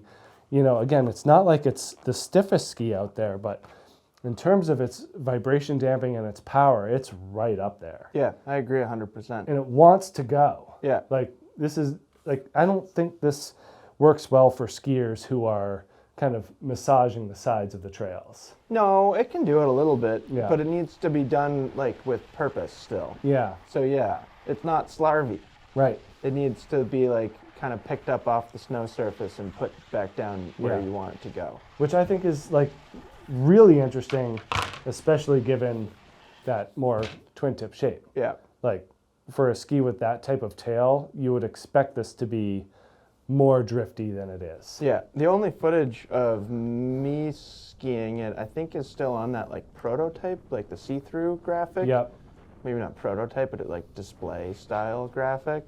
And I feel like it comes through in that skiing or that footage, like being purposeful with your playfulness. I remember you being kind of befuddled as to why someone would put so much metal in Yes. a ski like this. I was considerably befuddled, but And- I had a positive reaction to it. Yeah, and you also probably didn't know that they were coming out with a Chronic 101, which Correct. kind of takes that, I was unaware of that at the time. yeah, Yes. which, And you know- Line, I guarantee, was very aware of that. right, Although they were a year apart in their release. yeah. So I think that that's interesting, and knowing that because something in their brand like a Chronic 101 exists, that leaves this in Makes- a different spot. In fact, it really helps position it in their catalog Yeah. and make sense now But- that the Chronics have changed. But if you didn't know that if that Chronic 101 didn't exist and this was your kind of mid-100s twin tip, Right, like that would be right. a different Well, experience. and really, like, you got to bring kind of bacon into it too. Yeah, And like the Chronics and the new Bacons, they're practically like, it's almost like one line of Right. skis, sort of. And yeah, when you put those things side by side, Chronic through is 115 the widest Bacon, yeah, I think. So Chronic 94 through Bacon 115, and you take that collection of skis and put it right next to Blade Optic 90 through 114, and like you're covering a lot of, like, there's a lot of crossover in widths, obviously, but it's really easy to pinpoint the purposes totally. and why they're different. Purposes, not porpoises. It sounded like I said porpoises I don't think you did. to me. I didn't, but I don't know why. I probably didn't need to. Now people think I'm crazy because I'm correcting myself when I wasn't wrong. 4 more skis here, Bob. I think you're going to be able to pick up your kids. Sweet. Yeah, it's great. We've done it. So this is the Rossignol Sender 104 Ti. I'm not going to get too hung up on the ingredients in this ski compared to the Sender 106 Ti Plus over there, because Rossignol puts a lot of stuff in both of them. But really the important things to remember here is this is a lighter weight wood core. This is Polonia, and we also have less metal in this ski compared to the Sender 106. There are other differences as well, but I think those are the kind of most important key differences. Now, I feel like it's been tough for skiers for a while now with Rossignol to land on what ski is right for them, and I think part of that is the existence of a ski, excuse me, like the 106 Ti Plus, gives people the perception that this is somehow lesser of a ski. Yeah. And while sure that's true in a certain criteria, this is a fantastic ski, and there's a reason why it's 4th to the end over there. Like, it's still pretty darn strong and trustworthy and like performance oriented. Yeah. So I hope maybe that changes some people's perception of it. But just under 1,900 grams, so they do a good job keeping the weight down here, and a pretty stiff flex pattern. And we've noticed that about like Polonia cord skis for a Yeah. while now. Is like, yeah, Light- it's light, light and but stiff. man, it's stiff. Like, it's very reactive and energetic. Totally. So don't look at this thing and think that it's just a noodle. You know, maybe you still have Soul 7 memories, Right. and you're looking at this ski and you're like, well, that must just be a Soul 7. Excuse me. Again, you couldn't be more wrong in that situation, because this ski is considerably stronger than that. So looking at shape here, good amount of tip rocker up here. Again, same conversation. Anything in this category, or at least most things in this category, are going to have a good amount of tip rocker to engage well with soft snow.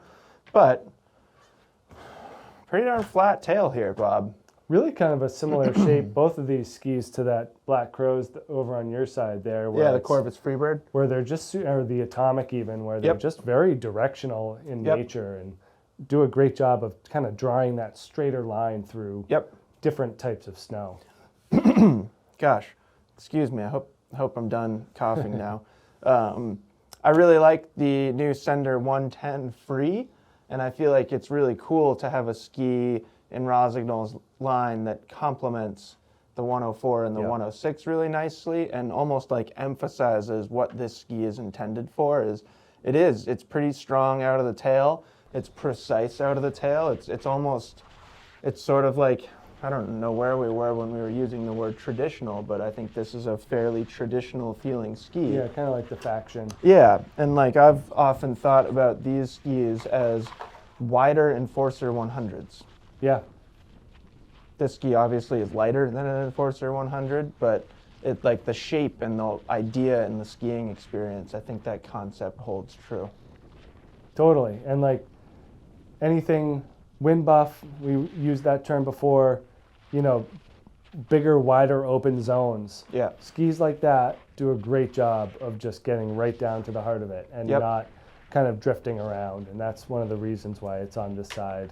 Yeah. It's, you know, we kind of had to put we had to put the Enforcer 104 somewhere, and we also didn't want to put the two Senders together. You know, I They think could that- be back to back. Yeah, for sure. But like the Enforcer has more of the build of the Plus while still being maneuverable like the regular 104 Ti. Does that 106 Plus have a sticker on it on the other one? Yeah, Lengths? Give me lengths. I'm at 180, 187, 194. Yeah. So that's not a normal ski. And not a normal ski. And that's like important for Yeah. people to understand. And like I know we've pointed that out before, but this is the normal ski, 164, 172, 178, 186. Yeah. This is where 90% of people should be shopping. Yeah, this is a difference than Ripstick and Ripstick Black. Yeah, I agree. So we can talk more about that in two skis when we get to the 106 Ti Plus. But first, Enforcer 104 Free. What a ski. Yeah, I mean, this has been on a lot of people's list.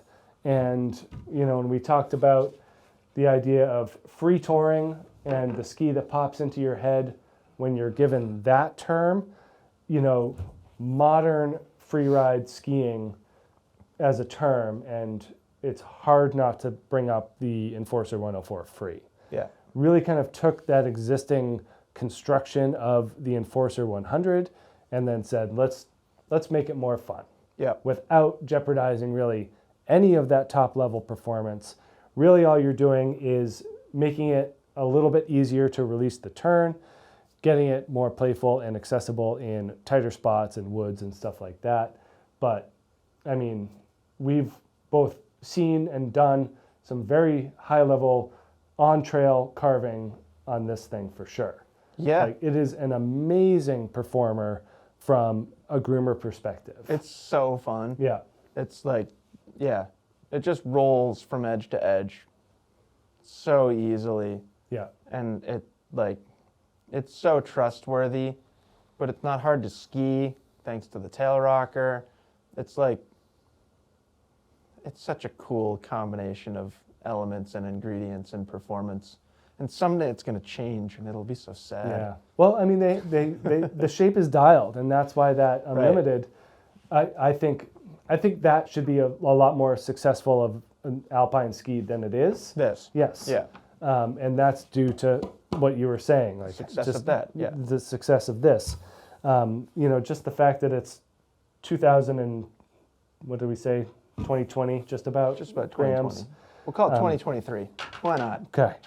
So plenty of weight to go along here. So we do have that performance wood core, 2 sheets of metal, and then we have this kind of, you know, dictionary definition of a modern freeride shape with just a lovely amount of rocker combined with that perfect amount of taper. So when you put your energy into the edge, it hooks in, but then the more you put into it, the more it stays engaged. And we've kind of said that more about head core, and we've always talked about the shaping similarities of cores and enforcers, and that kind of holds true here as well, where the more you engage it, the more the ski kind of feeds off of that energy. Yeah.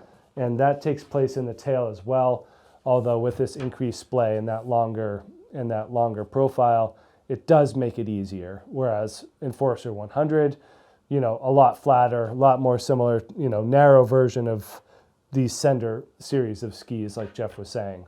But certainly easier, and then with that rounder shape, you know, it's not terribly difficult to access the playfulness of it, although, you know, when you're comparing it to Unlimited or some of the skis on your side of the wall, like, you know, Origin and stuff like that, that are twin tip oriented, this one certainly still has more strength.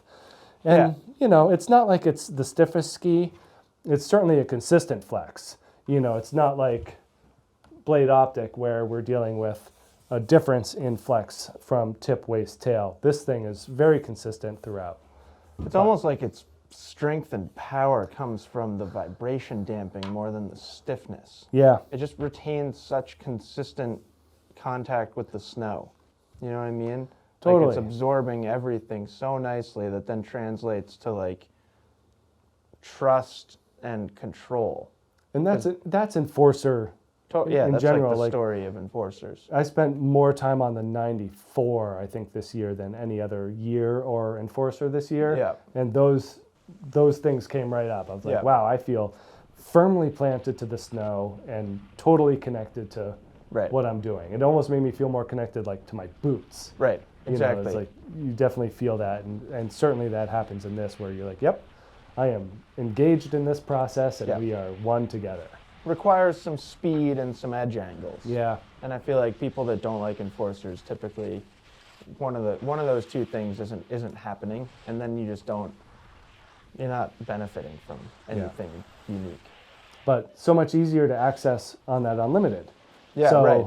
if Sure. you are in that realm of skier that's like, I like 98% of what I'm hearing about this thing, I just don't want to put in that much work, or I don't have the physical bandwidth to do it. Yeah. And that's where unlimited hits a bunch more skiers. Probably not as indestructible.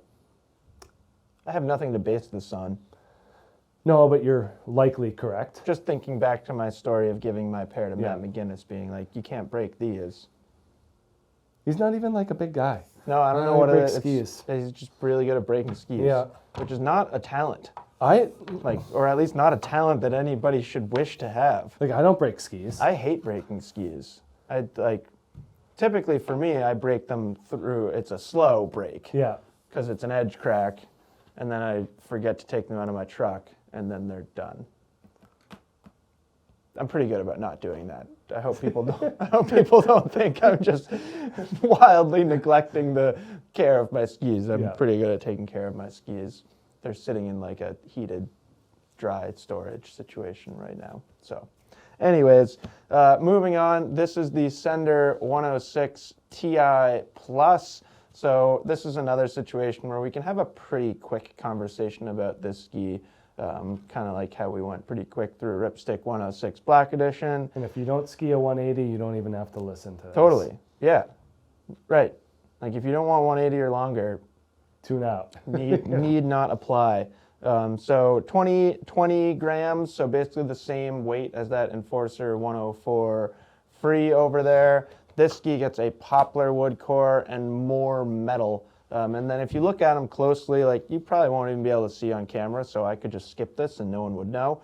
It's got that carbon alloy matrix, which I don't even know if they call it. They still call it that. Oh, yeah. Sweet. I get to say carbon alloy matrix still. I just don't get to say CFX superfiber. I think some like breakfast cereal stole superfiber. Superfiber? Yeah. It'd be a great, yeah, you're right. I'll have some superfiber in my breakfast cereal. So anyways, Sender 106 Ti Plus really just takes it to another level. So we're over 100 grams heavier than the 104 Ti. The shapes are pretty similar. I do want to take a quick look at turn radius before we move on from shape, but good amount of tip rocker up here, and then just like we saw in the 104, there's really not much tail rocker back here at all. So to me, this is starting to have all the necessary ingredients for like a big mountain ski. That's what it feels like, you know, and like, I think I've only skied it in the 187, not the 194, and I don't think I'd ski it in the 194. I kind of feel the same way about the 187. Yeah. I've only skied it in this 180, and for me, it's plenty. It's amazing. Like, it is incredibly smooth and powerful. It's like a 180 Sender 106 Ti Plus feels as strong or stronger than a 186 Enforcer 104. Yeah. Or even like the 100, like just in terms of its ability to cut through everything and just stay smooth. Like, not just cut through things, like it can skip over things. It like destroys things. It destroys, exactly. It's awesome. Whatever's in its path just gets destroyed. And you as a skier are just kind of like, whoa, my God, okay, here we go, let's go, Sender 106. So yeah, really, really fun to ski. It's just, it's kind of a unique thing. Bob, what's the turn radius on a 178 104 Ti? 18.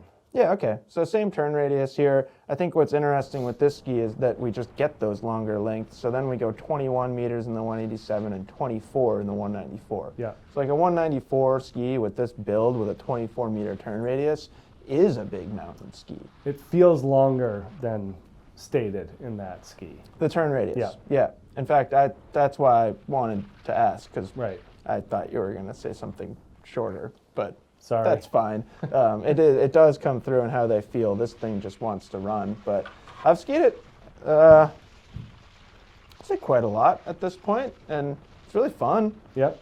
Like, I love jumping off stuff into questionable landings. This ski does that better than, I'd say better than anything on this wall. Because then it's got a touch of forgiveness compared to Cochise. Yeah. You know, Cochise like can do those things, but then I'm gonna end up in the woods. Yeah. Like I was describing wherever we were. Where this ski, it is challenging to release the tail edge. Definitely doesn't like making short skidded turns. Definitely not smeary or slarvy, but you can release the tail edge, which I appreciate. But incredibly strong. You really don't see many. You No. should see a lot of 104s. Yeah, certainly more around here more than that. You shouldn't see this around here really at all, Right. unless you're a pretty unique skier that does pretty unique things. And there are skiers like that at Stowe. Those skiers that we talk about every once in a while, and just how silly fast they ski like straight down lift line. Like Luke. Right. He would like Luke that could thing. ski this ski. Yeah. Yeah. I had a But- great day. We had a snowy day on nosedive skiing on these, and this was like a wonderful midday snow day nosedive ski because Yeah. you just let it go, Right. and the ski does the work, Right. and that's the fun part. Nosedive's kind of like the perfect scenario here Yeah. at Stowe for that ski, because it's steep, but it's not hayride steep, so it doesn't feel like the ski is just running away from you as much. Yeah. You can control speed a little bit more easily. Yeah. Trail's a little wider, or at And- least the part that they groom is wider. And that's the big difference between this Sender 106 Ti Plus and this Cochise, where you have to do the work on that. If you let this thing run, it's going to get the better of you. Whereas that Sender 106 and pretty much all other skis on this wall, you still have a modicum of control over, versus this where you really need to be on your game and kind of ready to go. We were remarking the other day, Not quite. not 1,000. 900. Yeah. So what's this, 2,300? 2350. Yeah, it's heavy. And, there's a reason for that is because, in the very bare essence of it, weight equates to stability. And so when you have a heavier ski, the faster and more direct you go, the more stable it's going to be. And that's just how it is. Yeah. And this is very much kind of in that old school train of thought, that traditional mentality of, I'm going to get to the top of the biggest mountain I can find, and I'm going to try to get to the bottom as fast As quick as I can. Yep. And that's where this thing really excels. We still get to say carbon flip core with this. Yeah. We can't say it with Rustler anymore, but that construction has carried forward, or carried on, I should say, with this Cochise 106. Rustlers were carbon flip core DRT, Bob. Right. This does not have DRT. There's no dynamic release technology in the Cochise. No. And you really have to work hard to get this thing to be dynamic. 24 meters here in the 185. And, it's just one of those skis that you look down at and there's not a whole lot going on. A lot of these other skis you can see kind of Curves and technology and sophistication. Yeah, no, that's just And straight. There's none of that here. There's no rocker. I mean, in a relative sense, there's no rocker. It's like super low and then, follows that curvature basically from here is where you see that splay. But very long, low camber as well, and then very flat tail with minimal splay. So like we talked about with Senders and where else were we with the flat tails?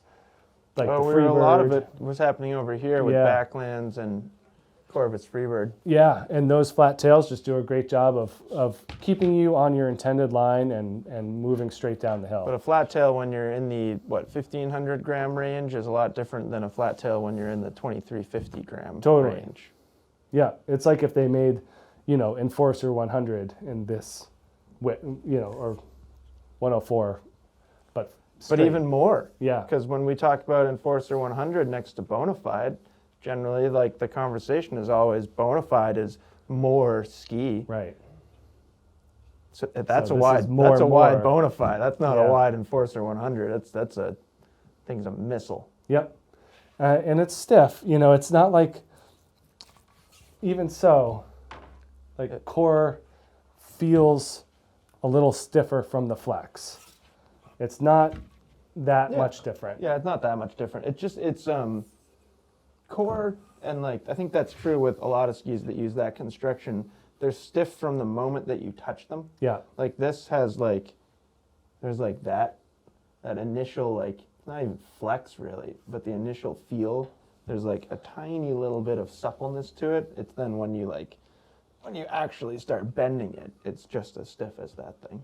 So my favorite thing to do is watch someone like Marcus Kasten ski Bend them. something like this. Me too. And make it behave like a Me too. slalom ski. Me too, it's so cool. Very You impressive. see him just stuff the Yeah. tip into his turn, and Yeah. then the whole ski bends, and yeah.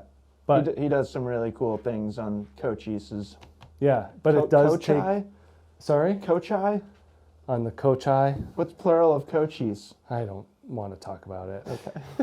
Okay. But yeah, when you get a high level skier who, you know, has a clearly a technical background and very high level of strength and fitness, Yeah. like they can make this thing work. Certainly not for everyone. Similar to what we were talking about with Sakana, you know, this isn't going to be too many skiers, daily drivers. Right. You know, it's that person knows what they want, or they're capable of handling it. But Yep. it's certainly not an every person ski by any stretch. Yep. But it It's has awesome, its place. though. Yeah, it's super fun when you have it in the right scenario and you've got the right energy level. And a good following too. You know, Yeah. we get like Yeah. it doesn't get a ton of press or top billing, and people. I'd say every year people are like, I heard the ski was discontinued, and No, it's still there. yeah, It's like, I don't actually remember if it was there this past season or not, but it doesn't make it to our ski test a lot Right. because the reps don't even carry it as a right. demo. Yeah, if someone knows they want that, they'll buy They it. just buy It's it. not There's something no that- like convincing shops to order it or Right. convincing skiers that that's what they should be on. It's not on anyone's demo wall. No. Or anything like that. No, unless you're maybe in like Jackson Hole, and I don't know. Never seen a demo center in Jackson Hole. I don't know if I've ever seen a Cochise demo. Yeah, I don't know.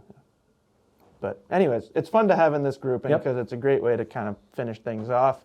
And that was really fun, as always. I love like you alluded to at the beginning, I love the variety in this category. So many different shapes, so many different goals for each ski. Yeah, and it's 104 through 107. I know, it's a tight grouping. It's a tight group. Yeah, which is fun. Yeah. So let us know if you have any questions, as always, or if there's a ski that is in this range that wasn't up here, or at least in a range that's close. You know, I think a lot of skis in that 108 Yeah. range that made it into the 110 comparison. They align pretty nicely with a lot of skis up here in the 107 category. So let us know if you have any questions, as always, and we will talk to you soon. Bye.